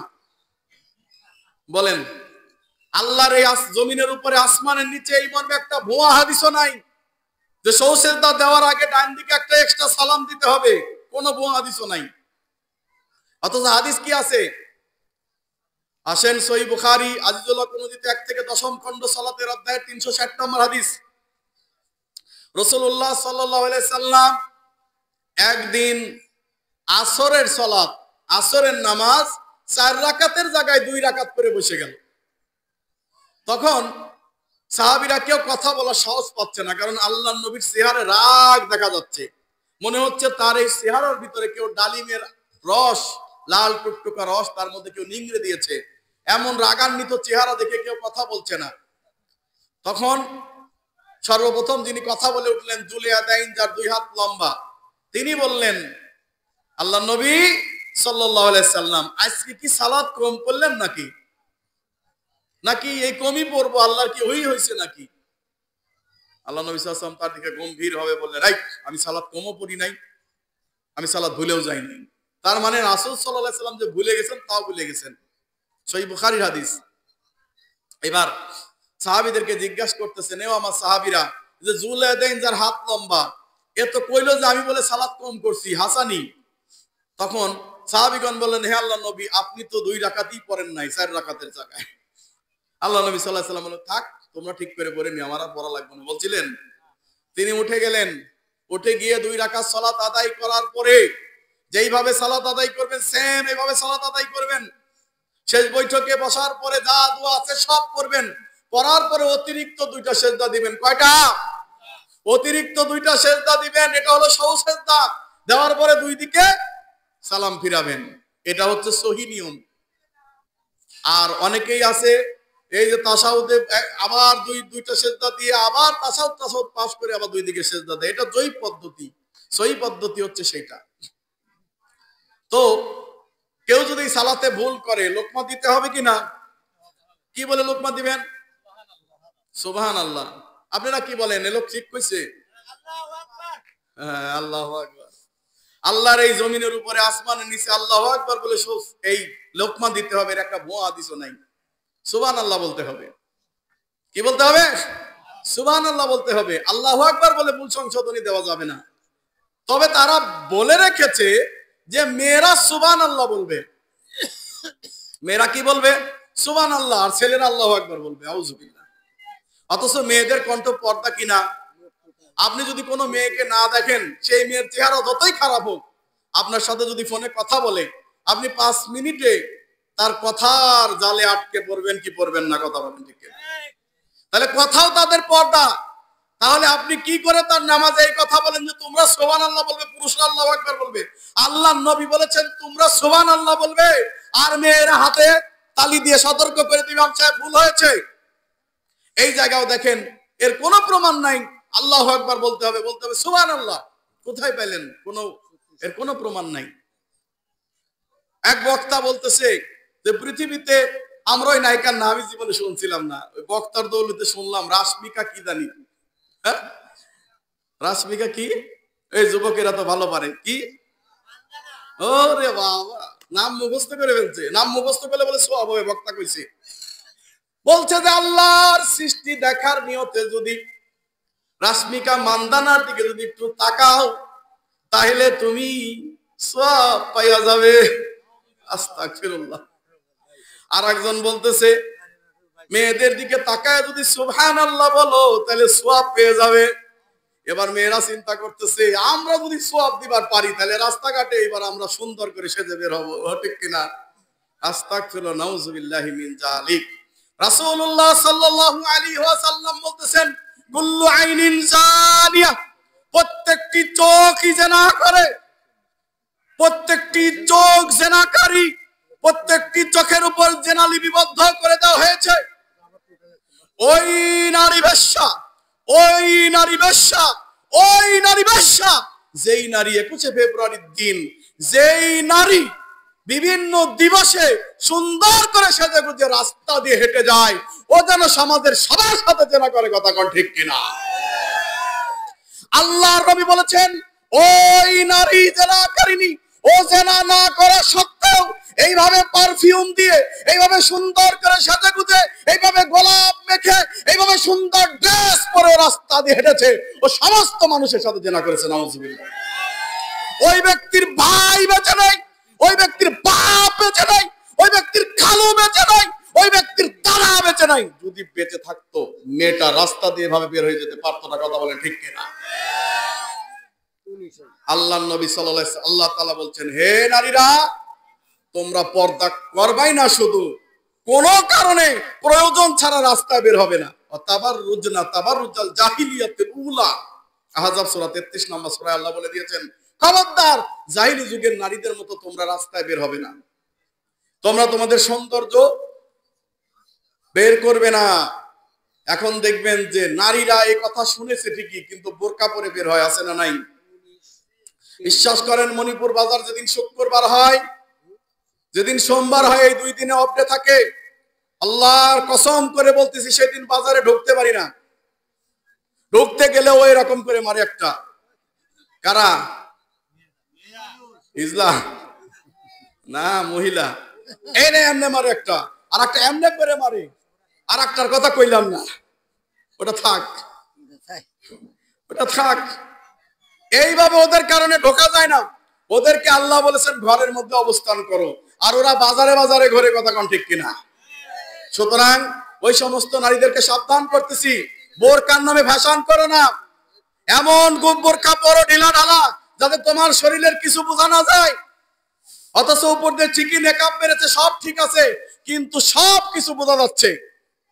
ও যদি বোরকা না পরে সাধারণ ভাবে চলতো, বোরকা না পরে যদি সাধারণ ড্রেসে চলতো, তাও ওর কিছুটা হলো ইজ্জত ঠিক থাকতো।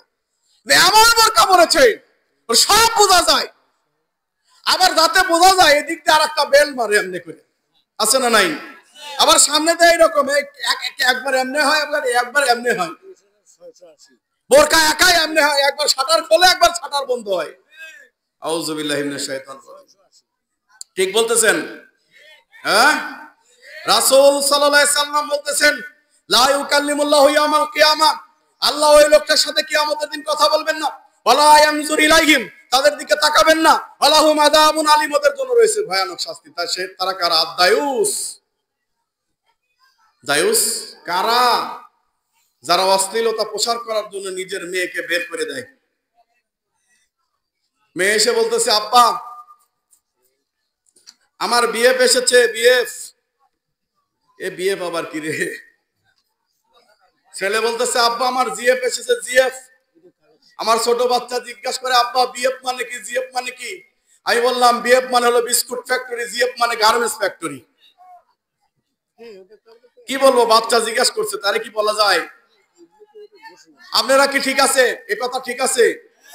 বিএফ মানে বিস্কুট ফ্যাক্টরি, জিএফ মানে গার্মেন্টস ফ্যাক্টরি, দুইটাতেই প্রোডাকশন হয়, কথা কোন ঠিক কিনা?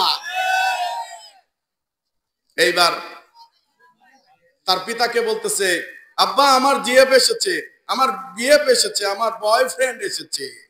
বিএফ মানে কি? বয়ফ্রেন্ড। বাবা বলতেছে, বাবা খুব ভালো কথা, মা তুমি 2 তলায় চলে যাও, ওইখানে তোমার বসার ঘর আছে, তোমার বিএফ এর সাথে ছুটি আড্ডা মারো। ব্যাস, এবার মেয়ে তো যে পেয়ে গেছে, সমস্যা নাই। তো ঘটনা হচ্ছে কি, যে ওই বাবা জান্নাতে, তো জান্নাতে যাবে না, যাবে না, জান্নাতের সুবাতাসও পাবে না, যেই সুযোগ করে দেয়, বলে এটা তোমার ধর্মের খালু লাগে, ধর্মের দুলাভাই লাগে, ধর্মের চাচা লাগে, ধর্মের অমুক লাগে, তমুক লাগে। ওই বাপ হচ্ছে কি দায়ুস, ও তো জান্নাতে যাবে না, যাবে না, জান্নাতের সুবাতাসও পাবে না। এখন আবার দেখবেন যে কাবির নামায় উকিল বাপ আছে, আছে না নাই? উকিল বাপ ইসলামে নাই, উকিল বাপ কাবির নামায় আছে। তো উকিল বাপ একজন হয়, হওয়ার পরে বলে, মেয়ে রে তুই তো আমার উকিল মেয়ে, মেয়ের লগে 1 দিন 2 দিন কথা বলেন না চাচারা, তাহলে কথা, মেয়ের লগে 1 দিন 2 দিন 3 দিন 4 দিন 5 দিন 6 দিন কথা বলতে বলতে বলতে বলতে বলতে উকিল বাপ এমন ভালোবাসা বেসেছে, শেষ পর্যন্ত এটারে না ভাগে। আছে না নাই? আপনাদের পাবনায় নাই? গাজীপুরে মেলা আছে, পাবনায় নাই? হ্যাঁ, উকিল মেয়ের এনে ভাগে। সুতরাং এই উকিল পদ্ধতি মিথ্যা পদ্ধতি, ভুয়া পদ্ধতি, ইসলামের কোনো পদ্ধতি নাই। ইসলামে কি আছে? মেয়ে কবুল বলবে, এরও কোনো পদ্ধতি নাই। কি আছে? আমার মেয়েকে বিয়ে দেবো, এই মেয়ে তুমি রাজি আছো? হ্যাঁ বাবা সমস্যা নাই, বা আমি চুপ থাকলাম, ওটাই রাজি। বললাম এই, আবার সত্যি সত্যি হয়ে যায় কিনা বলা যায় না, এই আব্দুল করিম, তোমার সাথে আমার মেয়ে বিয়ে দিলাম, শেষ, ঝামেলা সব শেষ। কথা মনে বোঝেন নাই? কথা বোঝেন নাই? আমি আমার মেয়েকে তার সাথে বিয়ে দিয়ে দিলাম, ঝামেলা শেষ। অথচ বলতেছে, কাজী এসে বলতেছে মেয়েরা কবুল কওয়ার, নাইলে তো বিয়ে হবে না। মেয়ে তো কান্দে, কবুল কয় না। 500 টাকার নোট দেয়, কবুল কয় না। 1000 টাকার নোট দেয়, কবুল কয় না। 2000 টাকা দেয়, কবুল কয় না। 5000 টাকা দেয়, কবুল কয় না। মেয়ে খালি কান্দে। মেয়ের ফুফু কয় মারে ক কবুল। মেয়ের ফুফু কয় মারে ক কবুল। মেয়ের ফুফু কয় মারে ক কবুল। 3 বার কবুল, মেয়ের ফুফুর বিয়ে হয়ে গেছে। নাউজুবিল্লাহ।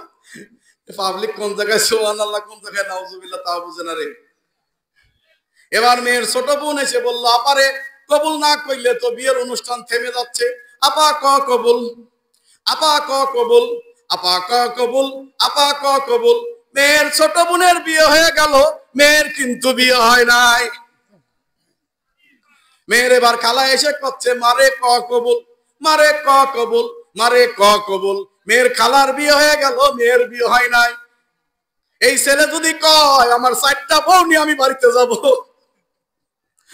বলেন তো কেমন হবে? আস্তাগফিরুল্লাহ, নাউজুবিল্লাহ। এটা কি বিয়ের পদ্ধতি? ছেলের বাবা যে বলবে বাবা আমার মেয়েকে তোমার সাথে বিয়ে দিলাম, মেয়ে ছেলে কবুল বলবে, বাধ্য কবুল বলতে, বলবে না মানে, না বললে মায়ের আছে কপালে। ও কি বলবে? কাবিল তুহা। 3 বার বললে সবাই জানতে পারবে, এই জন্য 3 বার বলবে কাবিল তুহা, কাবিল তুহা, কাবিল তুহা, কবুল করলাম। কথা বুঝতে পারছেন? মেয়ে কবুল বলার কোনো দরকার নাই। অথচ এখানে মেয়ের কবুল বলায় উকিল বাপ বানায়, সেই উকিল বাপের সাথে মেয়ে ভাগে কি ভাগে না? কথা বলেন ঠিক কিনা? আমি অমকের পক্ষ থেকে উকিল নিয়ে আসিয়াছি, মা তুমি 1 লক্ষ টাকা কবুল করছে, তোমার এখন কবুল কবুল। হ্যাঁ, এইসব জিয়াব বিয়াব দিয়ে চলবে না। যুবকেরা তোমরা আন্দোলন করেছো, তপ্ত তাজা রক্ত ঢেলে দিতে পেরেছো আল্লাহর এই জমিনে। তোমাদের দ্বারা একদিন এই জমিনে খেলাফত প্রতিষ্ঠা সম্ভব। কথা বলেন ঠিক কিনা? আমরা আলেম জাতি, আলেম জাতিকে ধিক্কার জানাই, আমাকে নিজে সহ ধিক্কার জানাই।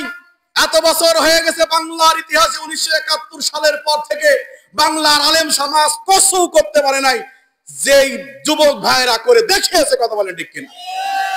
কিন্তু এই যুবক ভাইরা যদি ইসলামের পতাকা হাতে নিয়ে, ইসলামকে সামনে নিয়ে, খেলাফতের দাবি নিয়ে যদি তারা সামনে আগাতে পারত, তাহলে সাকসেসফুল হতো, এই জাতি খেলাফত দেখতে পারত। কথা বলেন ঠিক কিনা?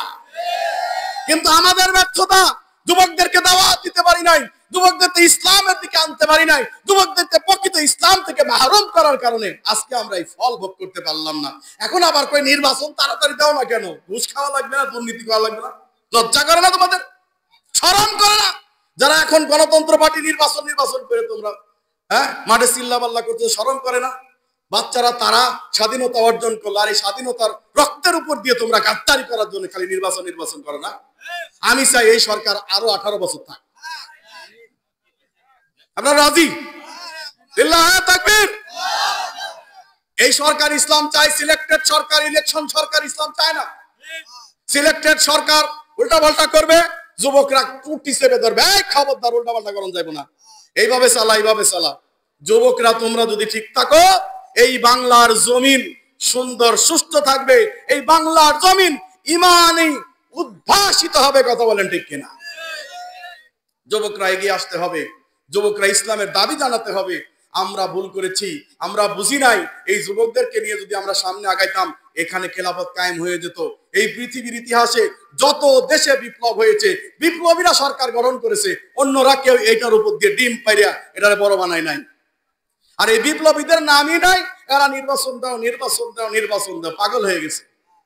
এরা কয়টা লোক মিলে সিন্ডিকেট করে বাংলাদেশের মানে এই সরকারকে দোষী দেওয়ার জন্য কত চেষ্টা করতেছে। কিন্তু আমরা আলহামদুলিল্লাহ খুব ভালোই বুঝি, বেশি টাকা দিয়ে সবকিছু খাবো, তাও তোদের হাতে আর দেশ দেবো না, খাইলে অন্যজন খা। কি কন? রাজি আছেন? লিল্লাহি তাকবীর। সকল বিধান বাতিল করো, ওহির বিধান কায়েম করো। সকল বিধান বাতিল করে আসেন, পবিত্র কোরআন এবং সহিহ হাদিসের আলোয় আলোকিত করতে হবে। এবার আসেন আল্লাহ সুবহানাহু ওয়া তাআলা বলতেছেন, শোনো, তোমরা জাহিলি যুগের মেয়েদের মতো চলাফেরা করবা না, কারণ শয়তান তোমাদেরকে নিয়ে খেলে। আল্লাহ নবী বলছেন, যখন কোনো মেয়ে রাস্তা দিয়ে হাঁটে, ইস্তাফরাহ শয়তান, শয়তান তার উপর সওয়ার হয়ে যায়, শয়তান তাকে বিক্ষিপ্ত করে তোলে এবং যুবকদেরকে এমন ভাবে চলাফেরা করে, তখন যুবকরা টাসকি খেয়ে যায়, তখন শয়তানি তারা করতে থাকে। এই জন্য মেয়েদেরকে বাইরে বের হওয়ার কথা নিষেধ করা হয়েছে, একান্ত প্রয়োজন ছাড়া। তবে মনে রাখতে হবে, মেয়েরা মায়ের জাতি, তাদের মাধ্যমে আমরা পৃথিবীতে এসেছি। আল্লাহ সুবহানাহু ওয়া তাআলা তার স্ত্রীদের ব্যাপারে আল্লাহ নবীকে বললেন, হে আল্লাহ নবী, তুমি তোমার স্ত্রীদের ব্যাপারে ইহসান করো। আল্লাহ নবী সাল্লাল্লাহু আলাইহি সাল্লাম মৃত্যুর আগে দুইটা কথা বলে গেলেন, হে আমার উম্মত, সালাত সালাত সালাত, তোমরা সালাত ছেড়ে দিও না। ওয়া মামালাকাত আইমানিকুম, এবং তোমরা তোমাদের অধীনস্থ যারা আছে, তোমাদের স্ত্রী পরিজনদেরকে ব্যাপারে তোমরা গাফেল হও না। এদের কাছে তোমরা সুন্দরভাবে এমন পদ্ধতির মাধ্যমে আগাও যাতে সাপও মরে, লাঠিও না ভাঙে। রাসূলুল্লাহ সাল্লাল্লাহু আলাইহি ওয়াসাল্লাম বলছেন, এদেরকে বাঁকা হাত থেকে তৈরি করা হয়েছে, সুতরাং একবারে সোজা করতে যাবে ভেঙে যাবে, আবার ছেড়ে দিবে তো বেশি বাঁকা হয়ে যাবে। এই জন্য শাসনের লাঠিটা তোমার ঘরে টানায় রাখো। এই যে স্ত্রী বেশি কিছু কইলে কিন্তু মায়ের আছে। একজন আলেমা স্ত্রী আর আলেমা হচ্ছে স্বামী, দুইজনই আলেম। তখন এই কোরআনের আয়াতটা বের করে, সূরা নিসার আয়াতটা বের করে স্ত্রীকে বলতেছে, দেখো আল্লাহ বলেছেন, তোমরা যদি বেশি তেরিবেরি করো তাহলে তোমাদেরকে প্রহার করিতে হইবে। আল্লাহ কইছে হালকা প্রহার করতে কইছে। তখন বলতে যাই, কোরআনকে তুমি একাই পড়ো, আমি পড়ি না। কেন, কি হইছে? কোরআনের মধ্যে লেখা আছে, তোমাদের স্ত্রীদেরকে তোমরা পাহারা দিয়া রাখিবে। প্রহার না, পাহারা দিয়া রাখিবে। তো আসেন, কয়টা হইলো? 999, আপনার 1000টার মধ্যে কয়টা বলছি? দুইটা বলছি না, তিনটা বলছি। মাঝখানে একটার জায়গায় আবার দুইটা হয়ে গেছে। এবার আসেন, আমরা যখন কোনো মানুষ মৃত্যুবরণ করে তখন তাকে মাটি দেই। আর কিছু না শিখাইতে পারি, এই জিনিসটা শিখাই আমি আপনাদেরকে যাব ইনশাআল্লাহ। মাটি দেওয়ার আমাদের দেশে পদ্ধতি যেটা আছে সেটা সম্পূর্ণ ভুল পদ্ধতি। আর এই পদ্ধতি, মানুষ যদি গরু মরে যায় তাও তাকে এই পদ্ধতিতে মাটি দেয় না, বুঝছেন? অথচ একটা মানুষ শ্রেষ্ঠ জীব, তাকে কিভাবে মাটি দেয়? মানে হাত বাড়াইলেই শিয়াল করতে পারে, হাত বাড়াইলেই মুর্দাখোর জানোয়ার ঢুকতে পারে, এমন অবস্থা করে। অথচ গরুকে মাটি দেওয়ার পরে মাটি চাপা দেয়, ওরে খুঁজে পাইতে কঠিন বেশি না? আর মানুষ মরে গেলে একটা কাবারি দিয়ে রাখে, কাবারি খালি খুললেই মানুষকে পাওয়া যায়। এই পদ্ধতি ভাই ইসলাম শিখাই নাই। ইসলামের পদ্ধতিটা জেনে রাখেন। আমি আমার জন্য ওসিয়ত করে যাচ্ছি, 3 পদ্ধতিতে কবর দেওয়া যাবে, সেই কবর পদ্ধতিতে আমাকেও কবর দিবেন আমি যদি মরে যাই। ওসিয়ত করে যাচ্ছি, যদি আমার আত্মীয় স্বজন কেউ শুনে থাকেন তাদেরকে আমি অনুরোধ করে যাচ্ছি, আমি মরে গেলে যেন এইভাবে মাটি দেওয়া হয়। শুনবেন কিভাবে? 1 নাম্বার পদ্ধতি, আমরা যখন কবরটা খুঁড়ি, কয় হাত খুঁড়ি? 3.5 হাত নিচে খোঁড়া হয়, নিচের দিকে ডিপ 3.5 হাত। 3.5 হাত খোঁড়ার পরে আবারও 2 হাত খুঁড়বেন, মাঝখানে একটা মানুষের সমান করে ছোট করে। কথা বলছেন? কথা মনে বোঝেন নাই?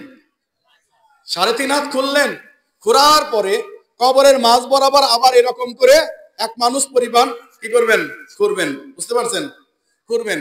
খোঁড়ার পরে এইবার লোকটাকে ডান কাত করে শোয়াবেন। আর আমাদের দেশে কি করা হয়? এইভাবে বুকের মধ্যে হাতটা বেঁধে এভাবে চিৎ করে শোয়ানো হয়, হয় কিনা? চিতনাটার উপরে চিৎ করে শোয়ানো হয়। আচ্ছা, সারা জীবন বেচারা নাভির নিচে হাত বাঁধছে, তো মরার সময় আবার বুকের উপর বাঁধলেন কেন? তার মানে বুঝতে পারছেন যে বুকের উপর হাত বাঁধাই সঠিক। মরে গেলে যদি মন কেন নকির আবার ভুলটা ধরে বসে। আমি মনে কথা বুঝাইতে পারি নাই। সবাই মরার পরে আমি দেখি যে বুকের মধ্যে হাতটা বেঁধে করেন, অথচ সারা জীবন সে নাভির নিচে বাঁধছে। যাই হোক, মরে গেলে বুকের মধ্যে হাত বাঁধেন আর জেনেই বাঁধেন, ফেরেশতারা তো এতদিন যাবত লিখছে, ওটা কোনো লাভ হবে না, আমল যা করছেন তাই হবে। সুতরাং তাকে কিভাবে? ডাইন কাত করে শোয়াতে হবে, যেভাবে সে ঘুমায়। বোঝেন নাই মনে হয়? আমরা যখন ঘুমাই কি দোয়া পড়ি? আল্লাহুম্মা বিসমিকা আমুতু ওয়া আহইয়া। আল্লাহুম্মা, হে আল্লাহ, বিসমিকা, তোমার নামে, আমুতু মরলাম, ওয়া আহইয়া, তোমার নামে জীবিত হব। মানুষ যখন ঘুমিয়ে যায় মরে যায় না বেঁচে থাকে? মরে যায়। আল্লাহ বলতেছেন, মানুষ যখন ঘুমিয়ে যায় তখন সেই ব্যক্তির আত্মাটা আমি নিয়ে নেই, ঝুলন্ত করে রাখি। আমি আল্লাহ সুবহানাহু ওয়া তাআলা ব্যক্তির জন্য যদি এই ঘুমের ভিতরে মৃত্যু রাখি, সেই আত্মাটাকে আর ফেরত দেই না। আর যদি তার মৃত্যুর সময় না হয়, তাহলে সেই আত্মাটাকে ফেরত দিয়া দেই। সুবহানাল্লাহ। সুতরাং এইবার যখন আমরা ঘুমের থেকে উঠলাম, কি দোয়া করি? বিসমিল্লাহ, আলহামদুলিল্লাহিল্লাযী আহইয়ানা বা'দা মা আমাতানা ওয়া ইলাইহিন নুশুর। সেই প্রশংসা সেই মহান রব্বুল আলামিনের জন্য, যে আল্লাহ সুবহানাহু ওয়া তাআলা মরার পরে আমাদেরকে আবার জিন্দা করেছেন। সুবহানাল্লাহ।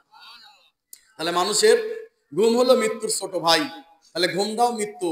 সুতরাং ডাইন কাতে যেভাবে ঘুমান, সেইভাবে কবর দিতে হবে। দিয়ে এবার কি করবেন কোন তো? কথা বোঝেন নাই? কি করবেন এবার? জি মাশাআল্লাহ, জাযাকাল্লাহ। কে বলছেন ভাই? একটু হাত দেখান তো। ওঠেন একটু, সব মুরব্বি একটু ওঠেন। আমি আপনার জন্য খাস করে দোয়া করে গেলাম, আল্লাহুম্মা ফাক্কিহুদ্দিন। বলেন আল্লাহুম্মা আমিন। আল্লাহ তাকে দ্বীনের জ্ঞান আরো দান করুন, আল্লাহুম্মা আমিন। বসেন। ওইখানে কাবারি দিবেন। কোথায়? ওই যে নিচে যে খুঁড়ছেন, 2 হাত বা 3 হাত করেন, সমস্যা নাই। ওর ভিতরে খুঁড়ার পরে ওইখানে কাবারি দিবেন। কি দিবেন? বাঁশ। বাঁশ মরলে বাঁশ সবারই লাগে। লাগে কি লাগে না? বাঁশ লাগেই, বাঁশ ছাড়া হয় না। তো এইবার এই বাঁশ দিবেন। দেওয়ার পরে ওইখানে চড়ার দেন আর যাই দেন দিলেন, বা পলিথিন দেন দিলেন। দেওয়ার পরে এইবার উপরের থেকে সব মাটি ফেলে দিবেন। কি কি বলে মাটি ফেলবেন? মিনহা খলাকনাকুম ওয়া মিনহা নুঈদুকুম ওয়া মিনহা নুখরিজুকুম তারাতান উখরা। এটা বলবেন? এটা কি আল্লাহ বলছে? আল্লাহ বলতেছে, এই বান্দা, তোকে আমি যেই মাটিতে বানাইছিলাম সেই মাটি দিয়ে রাখলাম, সেই মাটি থেকে ফেরত দেব। আর আমরা আল্লাহ সেজে গেলাম, নাউজুবিল্লাহ। এটা তো আমাদের বলার কথা না। আমরা কি বলবো? বিসমিল্লাহি আলা মিল্লাতে রাসূলিল্লাহ। আল্লাহর নবীর মিল্লাতের উপর, অর্থাৎ রাসূলের মিল্লাতের উপর আমরা তাকে রাখলাম। এটা হচ্ছে দোয়া। ওইটা হচ্ছে ওই মাটি দেওয়ার দোয়া, ওইটা ভুল। সঠিক দোয়া কি? বিসমিল্লাহি আলা মিল্লাতে রাসূলিল্লাহ। এইবার মাটি দেওয়ার পরে সমান করে দিলেন, কি করবেন বলেন তো? কি কর্তব্য? তাড়াতাড়ি বাড়ি চলে আসবেন না? না, ওইখানে দাঁড়িয়ে থাকবেন। আল্লাহ নবী সাল্লাল্লাহু আলাইহি সাল্লাম বলতেছেন, কোন ব্যক্তি মারা যাওয়ার পরে সে তো শেষ চলে গেল, এখন সে বিপদে ফালায় রেখে আপনারা চলে আসেন, এটা কেমন কথা? কতক্ষণ থাকতে হবে জানেন? একটা মানুষ মরে যাওয়ার পরে, তাকে মাটি দেওয়ার পরে কতক্ষণ থাকতে হবে? বলতেছে, হুজুর আপনি বেশি বোঝেন।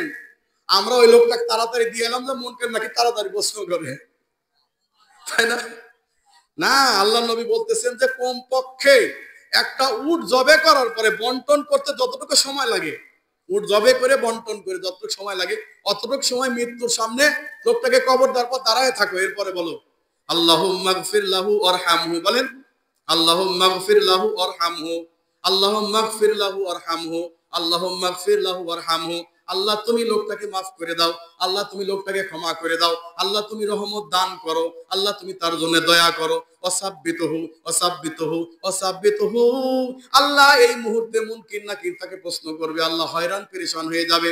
মুনকির নাকির যেন নাকিরের প্রশ্নের উত্তর যেন বান্দা দিতে পারে, এজন্য আল্লাহ তার পাটাকে তুমি দৃঢ় রেখে দিও। সুবহানাল্লাহ। তা না করে হুজুর ভাড়া করে নিয়ে যায়, সবাই বলতেছে এবার দোয়া কর, দোয়া কর। কি দোয়া? আল্লাহ গো, আল্লাহ গো, অমুকের পুত্র মরে গেছে, অমুকের পুত্র মনে মনে কয় 500 টাকা তো পকেটে আসবে, আল্লাহ তুমি এর 14 গোষ্ঠীরে জান্নাতি বানায় দিও, মৃত ব্যক্তিটাকে জান্নাতি বানায় দিও। এইভাবে দোয়া করতে কইছে না? প্রত্যেকে ব্যক্তিগতভাবে দোয়া করবেন। এরপরে কখনো কবরস্থানে গেলে একাকি হাত তুলে দোয়া করবেন। ওই হুজুরদের দোয়া করা 1 টাকা সওয়াব হবে না। রাসূলুল্লাহ সাল্লাল্লাহু আলাইহি সাল্লাম বলতেছেন, মান মাতাল ইনসানুন কাতাউ আনহু আমালুহু। মানুষ যখন মরে যায় সব আমল বন্ধ হয়ে যায়, ইল্লা মান সালাসা, তবে 3টা আমল তার থাকে। কি? সে যা কামাই করে নিয়ে গেছে দুনিয়া থেকে, সেটা কবরে থাকবে। ওয়াসাদকায়ে জারিয়া, মসজিদ করে গেছে, মসজিদে দান করেছে, মসজিদে ইট লাগিয়েছে।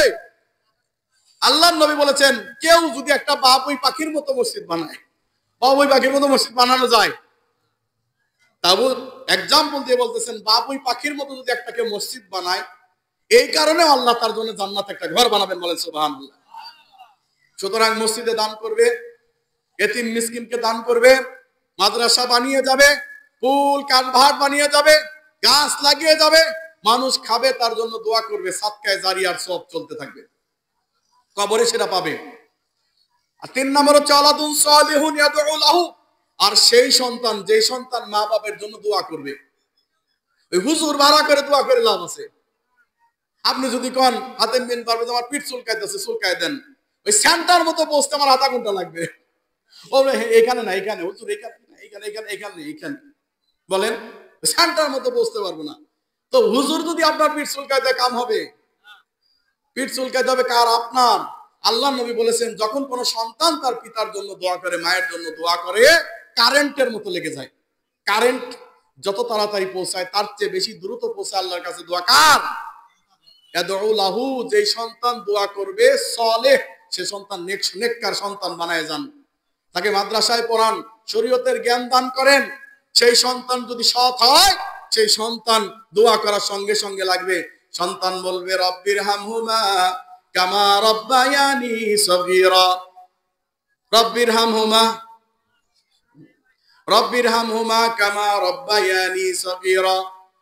আল্লাহ, আমার পিতামাতা আমাকে যেভাবে ছোটবেলায় লালন পালন করেছিল, আল্লাহ তুমি সেভাবে তাকে লালন পালন করো। এই হচ্ছে সঠিক সন্তান, ভালো সন্তান। আর কুলাঙ্গার সন্তানকে জানেন? বাপ মরার পরে ছবিটা পূজা করার জন্য টানায় রাখে, আর সেখানে মালা দিয়ে কয় আমার বাবা ডেট, মারা গেছে, দুনিয়া থেকে চলে গেছে। আর এই ছবি দেখে দেখে আহারে আহারে আহারে, এই লোকটা এমন। শোনেন, সৎ সন্তান, নেক সন্তান ওই সন্তান, যেই সন্তান বাপের মৃত্যুর সাথে সাথে ফেসবুক, টুইটার, বাড়িতে, বাক্সে যেই যে জায়গায় ছবি আছে সব টেনে ছিঁড়ে পুড়িয়ে দিবে, সে হচ্ছে সঠিক সন্তান। বাবার ছবি কেনে যেন পূজা না করা হয়, তাকে নিয়ে যেন শোক পালন না করা হয়। আর সেই সন্তান কুলাঙ্গার সন্তান, যেই সন্তান পিতা মরার সাথে সাথে 1 লক্ষ 2 লক্ষ টাকা দিয়ে গরু, বড় বড় গরু কিনে সারা দুনিয়ার মানুষকে খাওয়ানোর জন্য মনস্থির করে। আল্লাহর কসম করে বলছি, ওই সন্তান কুলাঙ্গার সন্তান। কারণ ওই টাকা আপনার পিতার কবরে যাবে না, যাবে না, যাবে না। যারা খেয়েছে এই 40 আর খাবার, এরা শুধু খেয়ে পায়খানা করে আসবে, এছাড়া কোনো ফায়দা নাই। ফায়দা কি আছে? আপনার পিতার জন্য দান করেন, মসজিদে দান করেন, আপনার পিতার জন্য মাদ্রাসায় দান করেন, পিতার জন্য এতিমকে দান করেন, মিসকিনকে দান করেন। অবশ্যই আপনার পিতার কবরে সেটা পৌঁছাবে, অবশ্যই পৌঁছাবে। সহিহ বুখারীর হাদিস, রাসূলুল্লাহ সাল্লাল্লাহু আলাইহি ওয়াসাল্লাম বলেন, শুধু পৌঁছাবে না, তাদের আযাবও মাফ করে দেওয়া হবে। বলেন সুবহানাল্লাহ। সহিহ ইবনে হিব্বানের হাদিসে আছে, কবরে আযাব চলতেছে, হঠাৎ করে আযাব বন্ধ হয়ে গেছে, নিভে গেছে। বলা হলো কেন নিভে গেছে? কারণ তার সন্তানেরা তার জন্য দান করেছে। বলেন সুবহানাল্লাহ। সুতরাং আপনাদের মসজিদ, আপনাদের মাদ্রাসা, আপনাদের সব অরফানেজ, এগুলাতে আপনারা দান করবেন নাকি বাইরের মানুষ এসে দান করে যাবে? আপনারা দান করেন বেশি বেশি, মৃত ব্যক্তির জন্য, মৃত ভাইয়ের জন্য, মৃত মায়ের জন্য, মৃত বোনের জন্য, মৃত স্ত্রীর জন্য, মৃত বাপের জন্য দান করেন, কবরে পৌঁছাবে। ওই যে 40 করে খাওয়াইলেন, হুজুররা এসে কোরআন তেলাওয়াত করে দিল, হুজুরের লাভ হইলো, আপনার কিচ্ছু হইলো না। কোরআন তেলাওয়াত পৌঁছাবে তার কাছে? কিচ্ছু পৌঁছাবে না। এই যে বাজবাজার মাদ্রাসা আমি পড়তাম ছোটবেলায়, পুরাতন বাজবাজার মাদ্রাসা, ছোটবেলায় দেখতাম দাওয়াত দিয়ে নিয়ে যেত আমাদেরকে, আর বলতো যে হুজুর এই যে দিলাম তোমাকে বুটের দানা, এটা 1000 বার গুনো, সুবহানাল্লাহ, আল্লাহু আকবার, আল্লাহু আকবার, সুবহানাল্লাহ, আল্লাহু আকবার বলে ওই লোকটার কবরে বসে দাও, দাও ভরিয়ে লোকটা সব আযাব মাফ হয়ে যায়। নাউজুবিল্লাহ। আমি মনে মনে চিন্তা করতাম, এত কি আর গুনাহ যায়, তুই একটা খেয়ে খেয়ে কমাই দিই। বুঝতাম না তো ছোটবেলায়, খেয়ে খেয়ে কমাইছি। এগুলা বিদাতি পদ্ধতি। মাওলানা আব্দুল আলিম তিনার বইয়ের মধ্যে লিখেছেন, মৃতদের জন্য জীবিতদের করণীয়, পৃষ্ঠা 22, তিনি লিখেছেন, শুনে রাখো, কোন ব্যক্তি যদি মৃত ব্যক্তি মরার পরে এই ধরনের অনুষ্ঠানের আয়োজন করে, শুনে রাখবে তারা শকুনির খাবার খায়। কিসের খাবার? শকুনির খাবার খায়। মানুষ মরলে যেমন শকুন ঠিক পায়, গরু ছাগল মরলে যেমন শকুন ঠিক পায়, মানুষ মরলে কিছু হুজুর ঠিক পায়। কথা কোন ঠিক কিনা? এরা মানুষের বাড়িতে খাওয়ার জন্য উঠে পড়ে লাগে, আর বলে তোর বাপের তুই কবর দিয়ে দিলি, কি পাড়া মাটি দিলি না গরু মাটি দিলি রে, আমাদের তো খাওয়াইলি না রে। হ্যাঁ, যে ব্যক্তি তার জানাজায় অংশগ্রহণ করবে, দাফনে অংশগ্রহণ করবে, এই লোকটার জন্য 2 কেরাত সওয়াব। 2 কেরাত মানে উহুদ পাহাড় পরিমাণ সওয়াব। বলেন সুবহানাল্লাহ। যেই ব্যক্তি ওই লোকটার জন্য কাফন পরিয়েছে, আল্লাহ তাকে জান্নাতে রেশমের রিষ্ট নিয়ে দৌড়া পড়াবেন, বলেন সুবহানাল্লাহ। যেই ব্যক্তি তাকে দাফন দিয়েছে, ঢেকে দিয়েছে, কবর পর্যন্ত নিয়ে গিয়েছে, সেই ব্যক্তির জন্য আল্লাহ তাআলা জান্নাতে ঘর বানাতেই থাকবেন, বানাতেই থাকবেন, বানাতেই থাকবেন। এই লোকটার জন্য যারা কসম দিয়েছে, তাদের জন্য আল্লাহ সুবহানাহু ওয়া তাআলা একবার নয়, দুইবার নয়, 70 বার ক্ষমা করতেই থাকবেন, করতেই থাকবেন, করতেই থাকবেন। কবর খনন করেছেন, তাকে ঢেকে দিয়েছেন, এই জন্য এত ফজিলত পাওয়ার পরেও কান তোর বাপের কবর খুঁড়িয়ে দিলাম, খাটনি করলাম, কামলা খাটলাম, কিছু খাওয়ালি না। বলেন, ও তো এগুলা করবে না। আমাকে এক ভাই প্রশ্ন করেছে, ভাই আমার আম্মা বলতেছে, জাগা তুই মানুষ খাওয়াস আর না খাওয়াস, কিন্তু যারা অন্তত মাটি খুঁড়ছে, তোর বাপেরে গোসল দিছে, তোর বাপেরে নিয়ে শোয়াইছে, এদেরকে না খাওয়ালে কি বাবা চলে? আমার কয়, হুজুর একটা ফতোয়া দেন। আমি বললাম, ফতোয়া দেওয়ার আমার তো কিছু নাই ভাই, আমি কেমনে ফতোয়া দেবো, কোরআন হাদিসে যে নাই। তখন বলতেছে, না হুজুর একটা ফতোয়া দেওয়া লাগবে। আমি বললাম, ঠিক আছে, আমি একটা বানাই ফতোয়া দে, কি করবো আল্লাহ মাফ করবো। কি বানায় ফতোয়া দিলাম জানেন? শুনবেন? বানায় ফতোয়া দিলাম যে, শোনো, আপনাদের দেশে কামলারে কয় টাকা দেন হাজিরা? 600। ও 700। কালকে আমি কামলা খাটবো, এত টাকা কি দরকার আছে? হ্যাঁ, শিক্ষকতা করে 400-500 টাকার বেশি হাজিরা পাই না, আর এনে কামলাই দিলে বলে 700 টাকা। কালকে কামলাই খাটলো, কি কন? 700 টাকা। তো আমি বললাম, আপনার বাবাকে যারা যারা মাটি দিয়েছে কয়জন হবে? 10 জন হবে। ঠিক আছে, ওই 700 টাকা করে দিয়ে দিয়ে বলেন যে হোটেলে যে মন মতো খেয়ে নেগা যা, কামলার দাম দিলাম। ফতোয়া কি খারাপ দিছি? হ্যাঁ, সারানা সব হবে। ওই বাচ্চার তো বাঁচা লাগবো, ছেলেরা তো বাঁচতে হবে, কি করবে? তাই বললাম যে এই কাম করো, আর কি করবা তাছাড়া, যেহেতু তারা ছাড়তেইছে না। আস্তাগফিরুল্লাহ, নাউযুবিল্লাহি মিন যালিক। এক সারানা লাভ হবে না। মাটি দেওয়ার 1 নাম্বার পদ্ধতি, সঠিক পদ্ধতি বলেছি। 2 নাম্বার পদ্ধতি, শাক বা সিন্দুক কবর। ডান দিকে বক্সর মতো করে একটা মানুষ ঢুকে এইভাবে খুঁড়বেন, খোঁড়ার পরে ওটার ভিতরে আপনি ওই মুদ্রাটাকে ঢুকাই দিয়ে ডান কাত করে এইবার কাবারি দিয়ে, কাবারি বাঁশ দিয়ে এইভাবে ধরে রাখবেন, ধরে সুন্দর করে এইবার সুন্দর করে মাটি চাপা দেন, সম্পূর্ণ মাটি চাপা দেন, তাহলে মুর্দাখোর ওর মধ্যে ঢুকতে পারবে না, সঠিকভাবে মাটি দিলেন। আর 3 নাম্বার পদ্ধতিটা হচ্ছে আমরা যেভাবে করে থাকি, লাশটাকে শোয়াই, এইভাবে শোয়ে উপরে যে বিছায় দেয়, এই পদ্ধতি ভুল, আর 2টা পদ্ধতি সঠিক। এই সঠিক পদ্ধতি অনুযায়ী আল্লাহ তাআলা আমাদের আমল করার তৌফিক দান করুন, আল্লাহুম্মা আমিন।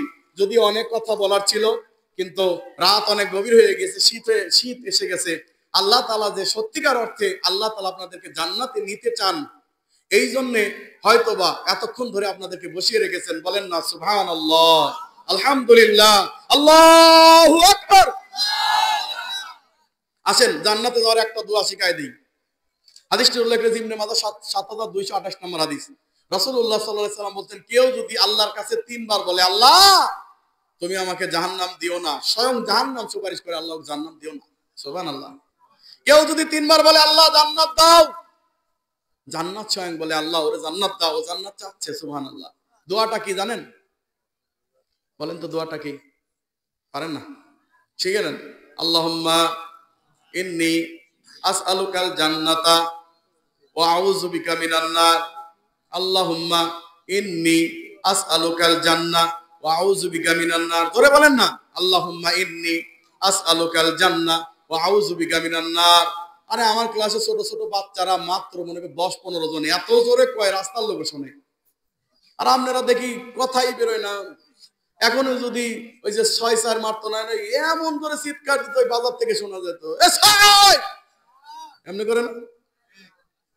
আবার বলেন, আল্লাহুম্মা ইন্নী আসআলুকাল জান্নাহ, হে আল্লাহ তোমার কাছে জান্নাত চাচ্ছি, ওয়া আউযু বিকা মিনান নার, এবং জাহান্নাম থেকে মুক্তি চাচ্ছি। বলেন সুবহানাল্লাহ। এটা বললে স্বয়ং জান্নাত তার জন্য সুপারিশ করে বলবে, আল্লাহ তাকে জান্নাত দাও, আর জাহান্নাম সুপারিশ করে বলবে, তাকে জাহান্নাম দিও না। প্রশ্ন, খুব সুন্দর সুন্দর প্রশ্ন আছে, ইন্টারেস্ট পাবেন, একটু বুঝবেন ইনশাআল্লাহ। প্রশ্নটা করে আমি আলোচনা শেষ করে দেব। প্রেম করে বিয়ে করা কি জায়েজ? অবশ্যই জায়েজ, তবে বিয়ে করে প্রেম করা জায়েজ। বিয়ে করে প্রেম করেন, প্রেম করে বিয়ে করা জায়েজ নয়, বিয়ে করে প্রেম করা জায়েজ। তবে কোন যুবক যদি ভুল করে প্রেম করেই ফেলেন, শয়তান যদি বুকের মধ্যে এমন সেট করে দেয়, বাঁচতেছেন না মরে যাবেন, তাহলে বিয়ে করে নেওয়াই ভালো। এটা আমার কথা, কোরআনের কথা না, হাদিসের কথা না। কোরআন হাদিসের কথা কি? প্রেম করে বিয়ে করবে না, বিয়ে করে প্রেম করবা। কথা বুঝছো তো? আচ্ছা, হিন্দু মেয়ের সাথে প্রেম করে বিয়ে করলে কি ঠিক হবে? হ্যাঁ রে। কেউ যদি বলে যে গরুর গোস্ত খাইলে ঠিক না সাপের গোস্ত খাওয়া ঠিক, কি উত্তর দিব? হ্যাঁ, গরুর গোস্ত খাওয়া ঠিক, সাপের গোস্ত কি খাওয়া যাবে নাকি? কেউ যদি বলতো যে মুসলিম মেয়েরে বিয়ে করা যাবে, যাবে। হিন্দু মেয়ে তো বিয়েই করা যাবে না, তার সাথে তো প্রেম তো প্রশ্নই আসে না। প্রেম তো এমনিই অবৈধ, সেটা হিন্দু হোক আর মুসলিম হোক। হ্যাঁ, যদি কোনো মেয়ে বলে আমি তো কোনো মিডিয়া পাচ্ছি না, আপনার সঙ্গে আমার কথা হইলো, আমি ইসলাম ধর্ম গ্রহণ করতে চাই, আপনি আমাকে সুযোগ দেন, আপনি যদি আমার সুযোগ দেন তাহলে আমি একটা আশ্রয় পাবো, ওই মেয়েকে বিয়ে করা ভালো। কিন্তু ওই কুডুর কুডুর করে কয়দিন প্রেম করছেন আর মোবাইলে কথা কইছেন, চ্যাটিং করছেন। আমার এক ভাইগনা দেখি ওয়াজ মাহফিল করে আমি গেছি রৌমারেতে, এখন ওই রাত্রে বেলায় দেখি যে কথা কইতেছে, শোনা শোনা শোনা শোনা শোনা, কিচ্ছু শোনা যায় না, খালি ওরাই শোনে। আর স্যাপ দিয়ে মনে করেন যে তুতু দিয়ে পুরা মোবাইল করে যাচ্ছে সারা রাত ধরে, কইতেছে কি যে কয় ফুসুর টুসুর কিচ্ছু বুঝি না। এই ধরনের কাজ করবেন না, স্বাস্থ্য নষ্ট হবে, যেই কারণে প্রেম করবেন এটাও নষ্ট হইব। কথা বলছেন তো? ডিভোর্সি মেয়েকে নিজের থেকে বয়সে বড় হলে কি বিয়ে করা যাবে? বিয়েতে বড় ছোট বাধা নাই। মেয়ে যদি 6 বছরের হয় আর ছেলে যদি 40-50 বছরের হয়, বিয়ে করা যাবে, তবে সহবাস করা যাবে না। কথা বুঝতে পারছেন তো? ক্লিয়ার? তার যখন সহবাসের বয়স হবে তখন সে করতে পারবে, তার আগে সে করতে পারবে না, তবে বিয়ে অবৈধ না। আর মেয়ে বড় হলে, সেটা চলে হলে কোনো সমস্যা নেই, বিয়ের কোনো সমস্যা নেই, বিয়ের কোনো বয়স নির্ধারণ ওইভাবে ইসলাম করে নাই। হুজুর যে গোল জর্দা খায় তার পিছনে কি নামাজ হবে? আপনারাই কোন নামাজ হবে না, হবে না? হ্যাঁ, আপনারাই তো বলতে দিচ্ছেন, আমার জিগান কেন? নামাজ হবে, তবে এরকম ইমামরে মসজিদে রাখা জায়েজ নাই। নামাজ ফাসেক লোক পড়ালেও হবে, জেনাকার পড়ালেও হবে, তার হবে না, কিন্তু মুসল্লি ঠিকই হয়ে যাবে। ইমাম ভুল করছে, এজন্য কি মুক্তাদির নামাজ হবে না? হবে। এখন ঘটনা হলো যে ইমাম যদি খারাপ হয়, এখন আমার তো সালাত করতে হবে, আমার সালাত হবে, কিন্তু এমন ইমাম রাখা ঠিক হবে না। হুজুর আমাদের দেশে ভণ্ড পীর নিয়ে কিছু বলবেন। ভণ্ড পীর আর সঠিক পীর বলে তো ইসলামে কোনো পীরই নাই, তার ভণ্ড আর সঠিক কি, হক্কানি আর সঠিক কি আছে? পীর যত আছে সবই ভণ্ড। হ্যাঁ, কারণ তাদের গ্রন্থে লেখা আছে আশাইকু ফিন নবী, আশাইকু কান নবী, পীর হচ্ছে নবীর মতো, নাউজুবিল্লাহ। এই জায়গায় তো আপনি যদি কাদিয়ানীদেরকে ভণ্ড নবী বলে তাদেরকে ইসলাম থেকে খারিজ করে দেন, তো এই পীরদেরকে আবার কিভাবে রাখেন ইসলামে? এগুলা সব ভণ্ডামি। এই ভণ্ডদের থেকে দূরে থাকতে হবে, পীর ধরতে হবে যেমন করে চোর ধরেন, চোর ধরলে যেমন উত্তম মাধ্যম দেন, পীর ধরে উত্তম মাধ্যম দিতে হবে। মিলাদ কি পড়া যাবে? মিলাদ কি আসলে পড়া যায়? হ্যাঁ, মিলাদ কি পড়া যায়? কোনোদিনও মিলাদ পড়া যায় না।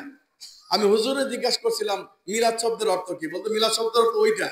ওইটা কি বুঝে রেখা, এইটা আবার কেমনে বলা যায়? জন্ম সংক্রান্ত জিনিস বলা যেতে পারে। জন্মের সাথে আমরা বলি না যে মেশিনটা ঠিক করতে হলে ইনস্ট্রুমেন্ট টুলস লাগবে, মানে যন্ত্রাংশ লাগবে। ঠিক মিলাদ শব্দের সমস্ত অর্থ হচ্ছে জন্মের যাবতীয় যন্ত্রাংশ। কথা মনে হয় বোঝে নাই, যুবকরা বুঝছে, মাশাআল্লাহ। জন্মের যাবতীয় যন্ত্রাংশ। পারলে কোনো আলেম যদি আমার ভুল ধরে, ভুল ধরে দেখে আমি ঠিক হয়ে যাব, তাহলে মিলাদ পড়া কি জায়েজ হবে? না, অসম্ভব। মিলাদ বলে ইসলামে কিছুই নাই। হ্যাঁ, দরুদ পড়া জায়েজ কিনা সেটা বলতে পারবেন। হ্যাঁ, দরুদ পড়তে পারবেন, সেটা হলো দরুদ ইব্রাহিম, যার নবী সাল্লাল্লাহু আলাইহি ওয়াসাল্লাম শিখিয়ে দিয়েছেন। যখন এই আয়াতটা নাযিল হইল, ইয়া আইয়ুহান নবী সাল্লু আলাইহি ওয়া সাল্লিমু তাসলিমা, সূরা আহজাব 33 নম্বর সূরা, আয়াতটা যখন নাযিল হলো 56 নম্বর আয়াত, তখন আল্লাহর নবীকে সাহাবীরা বললেন, আল্লাহর নবী কাইফা নুসাল্লি আলাইক, আল্লাহর নবী আপনার দেখালে সালাম দেই, মরে গেলেও সালাম দিব, সব ঠিক আছে, কিন্তু দরুদ পড়ব কেমনে? দরুদ কেমনে পড়ে? নবী বললেন, বলো কুলু আল্লাহুম্মা সাল্লি আলা মুহাম্মাদিন ওয়া আলা আলি মুহাম্মাদ কামা সাল্লাইতা আলা ইব্রাহিম ওয়া আলা আলি ইব্রাহিম ইন্নাকা হামিদুম মাজিদ আল্লাহুম্মা বারিক আলা মুহাম্মাদিন ওয়া আলা আলি মুহাম্মাদ কামা বারাকতা আলা ইব্রাহিম ওয়া আলা আলি ইব্রাহিম ইন্নাকা হামিদুম মাজিদ। এক ব্যক্তি বলল, আল্লাহর রাসূল, আমি আমার দোয়াটাকে 3 ভাগে বিভক্ত করেছি। আল্লাহর নবী, আমি 3 ভাগে বিভক্ত করে এই 3 ভাগের 1 ভাগ আপনার উপর দরুদ পাঠ করব, ঠিক আছে? আল্লাহর নবী বললেন, ঠিক আছে, কোনো সমস্যা নাই, তুমি বেশি পড়লেও অসুবিধা নাই। এইবার ওই লোকটা বলল, আল্লাহর নবী, আমি 3 ভাগ করে 2 ভাগ আপনার উপর দরুদ পাঠ করব, ঠিক আছে? আল্লাহর নবী বললেন, অসুবিধা নাই, তুমি যদি এর চেয়েও বেশি দরুদ আমার উপর পাঠ করো, কোনো সমস্যা নাই। ওই ব্যক্তি বলল, আল্লাহর নবী, আমি 3 ভাগ করেছিলাম, 3 ভাগই আপনার উপর দরুদ পাঠ করব। আল্লাহর নবী বললেন, তুমি যদি দোয়ার মধ্যে শুধু আমার জন্য দরুদি পড়ো, কোনো সমস্যা নাই। তোমার মনের মকসুদ যা আছে, যদি সেটা জায়েজ হয়, আল্লাহ তা কবুল করে নেবেন, তোমার যাবতীয় গুনাহ আল্লাহ মাফ করে দিবেন। সুবহানাল্লাহ। নামাজ পড়ার পরে, সালাত পড়ার পরে, ইবাদত বন্দেগী করার পরে সব সময় যদি বলেন, আল্লাহুম্মা সাল্লি আলা মুহাম্মাদিন ওয়া আলা আলি মুহাম্মাদিন কামা সাল্লাইতা আলা ইব্রাহিম ওয়া আলা আলি ইব্রাহিম ইন্নাকা হামিদুম মাজিদ, আল্লাহুম্মা বারিক আলা মুহাম্মাদি ওয়া আলা আলি মুহাম্মাদ কামা বারাকতা আলা ইব্রাহিম ওয়া আলা আলি ইব্রাহিম ইন্নাকা হামিদুম মাজিদ, পড়তেই থাকেন, কোনো সমস্যা নাই। কিন্তু বলবেন, ইয়া নবী, সালার মধ্যে কি হবে? হবে? হ্যাঁ, আল্লাহ নবী হাজির নাজির, আল্লাহ নবী কবর থেকে উঠে আসবে, তার জন্য সিয়ার রেখে দিয়েছেন, কেমন বেয়াদবি! হ্যাঁ, তার জন্য সিয়ার রেখে দিয়েছেন, সে এসে বসবে, এটা কেমন বেয়াদবি! সুতরাং এই ধরনের বেয়াদবি ইসলাম সমর্থন করে না। তার জন্য যত খুশি দরুদ পড়ুন, কোনো সমস্যা নাই, বেয়াদবি করিয়েন না। আশা করি, ঠিক আছে, আশা করি ইনশাআল্লাহ আমরা প্রশ্নের জবাবগুলো পেয়েছি। আল্লাহ সুবহানাহু ওয়া তাআলা আমাদেরকে পবিত্র কোরআন এবং সহিহ হাদিসের উপর আমল করার তৌফিক দান করুন, আল্লাহুম্মা আমিন। হ্যাঁ, এই আমাদের অন্য কালেকশন করতে এই কয়টা আপনার ইয়েতে আছে তো, আর জি জি জি জি, আমরা এনে 1 লক্ষ আলহামদুলিল্লাহ। আমাদের কিছু দোয়া হয়েছে জি, এই জন্য আলহামদুলিল্লাহ। এখানে আলোচনা করতে করতেও অনেক দিনই কলিজার ভাইরা দান করেছেন। তো সেই দানগুলা যদি আমি না বলে চলে যাই, আমার হক আদায় হবে? হবে না। মাসুদ তার দাদির জন্য দোয়া আছে, 2000 টাকা দান করেছে, আলহামদুলিল্লাহ। এই দানই কবুল হবে। আপনারা বলেন, আল্লাহুম্মা সাল্লি আলাইহি, আল্লাহুম্মা বারিক আলাইহি। এবার করিমের স্ত্রী স্বামীর জন্য দোয়া আছে, 2000 টাকা দান করছে। বিরল ঘটনা ভাই, স্বামীর জন্য যে স্ত্রী দান করে, এ প্রথম দেখলাম আমার মনে। আলহামদুলিল্লাহ, আল্লাহ তাআলা এই লোকটাকে নেককার স্ত্রী দান করেছেন। যাক, আল্লাহ এই আমার এই মাটাকে জান্নাতুল ফেরদৌসের জন্য মনোনীত করে নিন, আল্লাহুম্মা আমিন। আল্লাহুম্মা সাল্লি আলাইহি, আল্লাহুম্মা বারিক আলাইহি। আব্দুল হান্নান ভাই 1000 টাকা দান করেছেন, আল্লাহ তার মনের নেক নিয়ত পূরণ করো, আল্লাহুম্মা আমিন। আপনারা যদি এখনো কেউ দান করতে চান, তো দান করবেন ইনশাআল্লাহ। দান করলে জাহান্নামের আগুন নিভে যাবে ইনশাআল্লাহ। এক ভাই দাদার জন্য 100 টাকা দান করেছে, আল্লাহ তুমি ভাইয়ের দানটাকে কবুল করে নিয়ে তার দাদার কবরটাকে জান্নাতের টুকরা বানিয়ে দাও, আল্লাহুম্মা আমিন। স্বর্ণকার আব্দুল হান্নান ভাই 500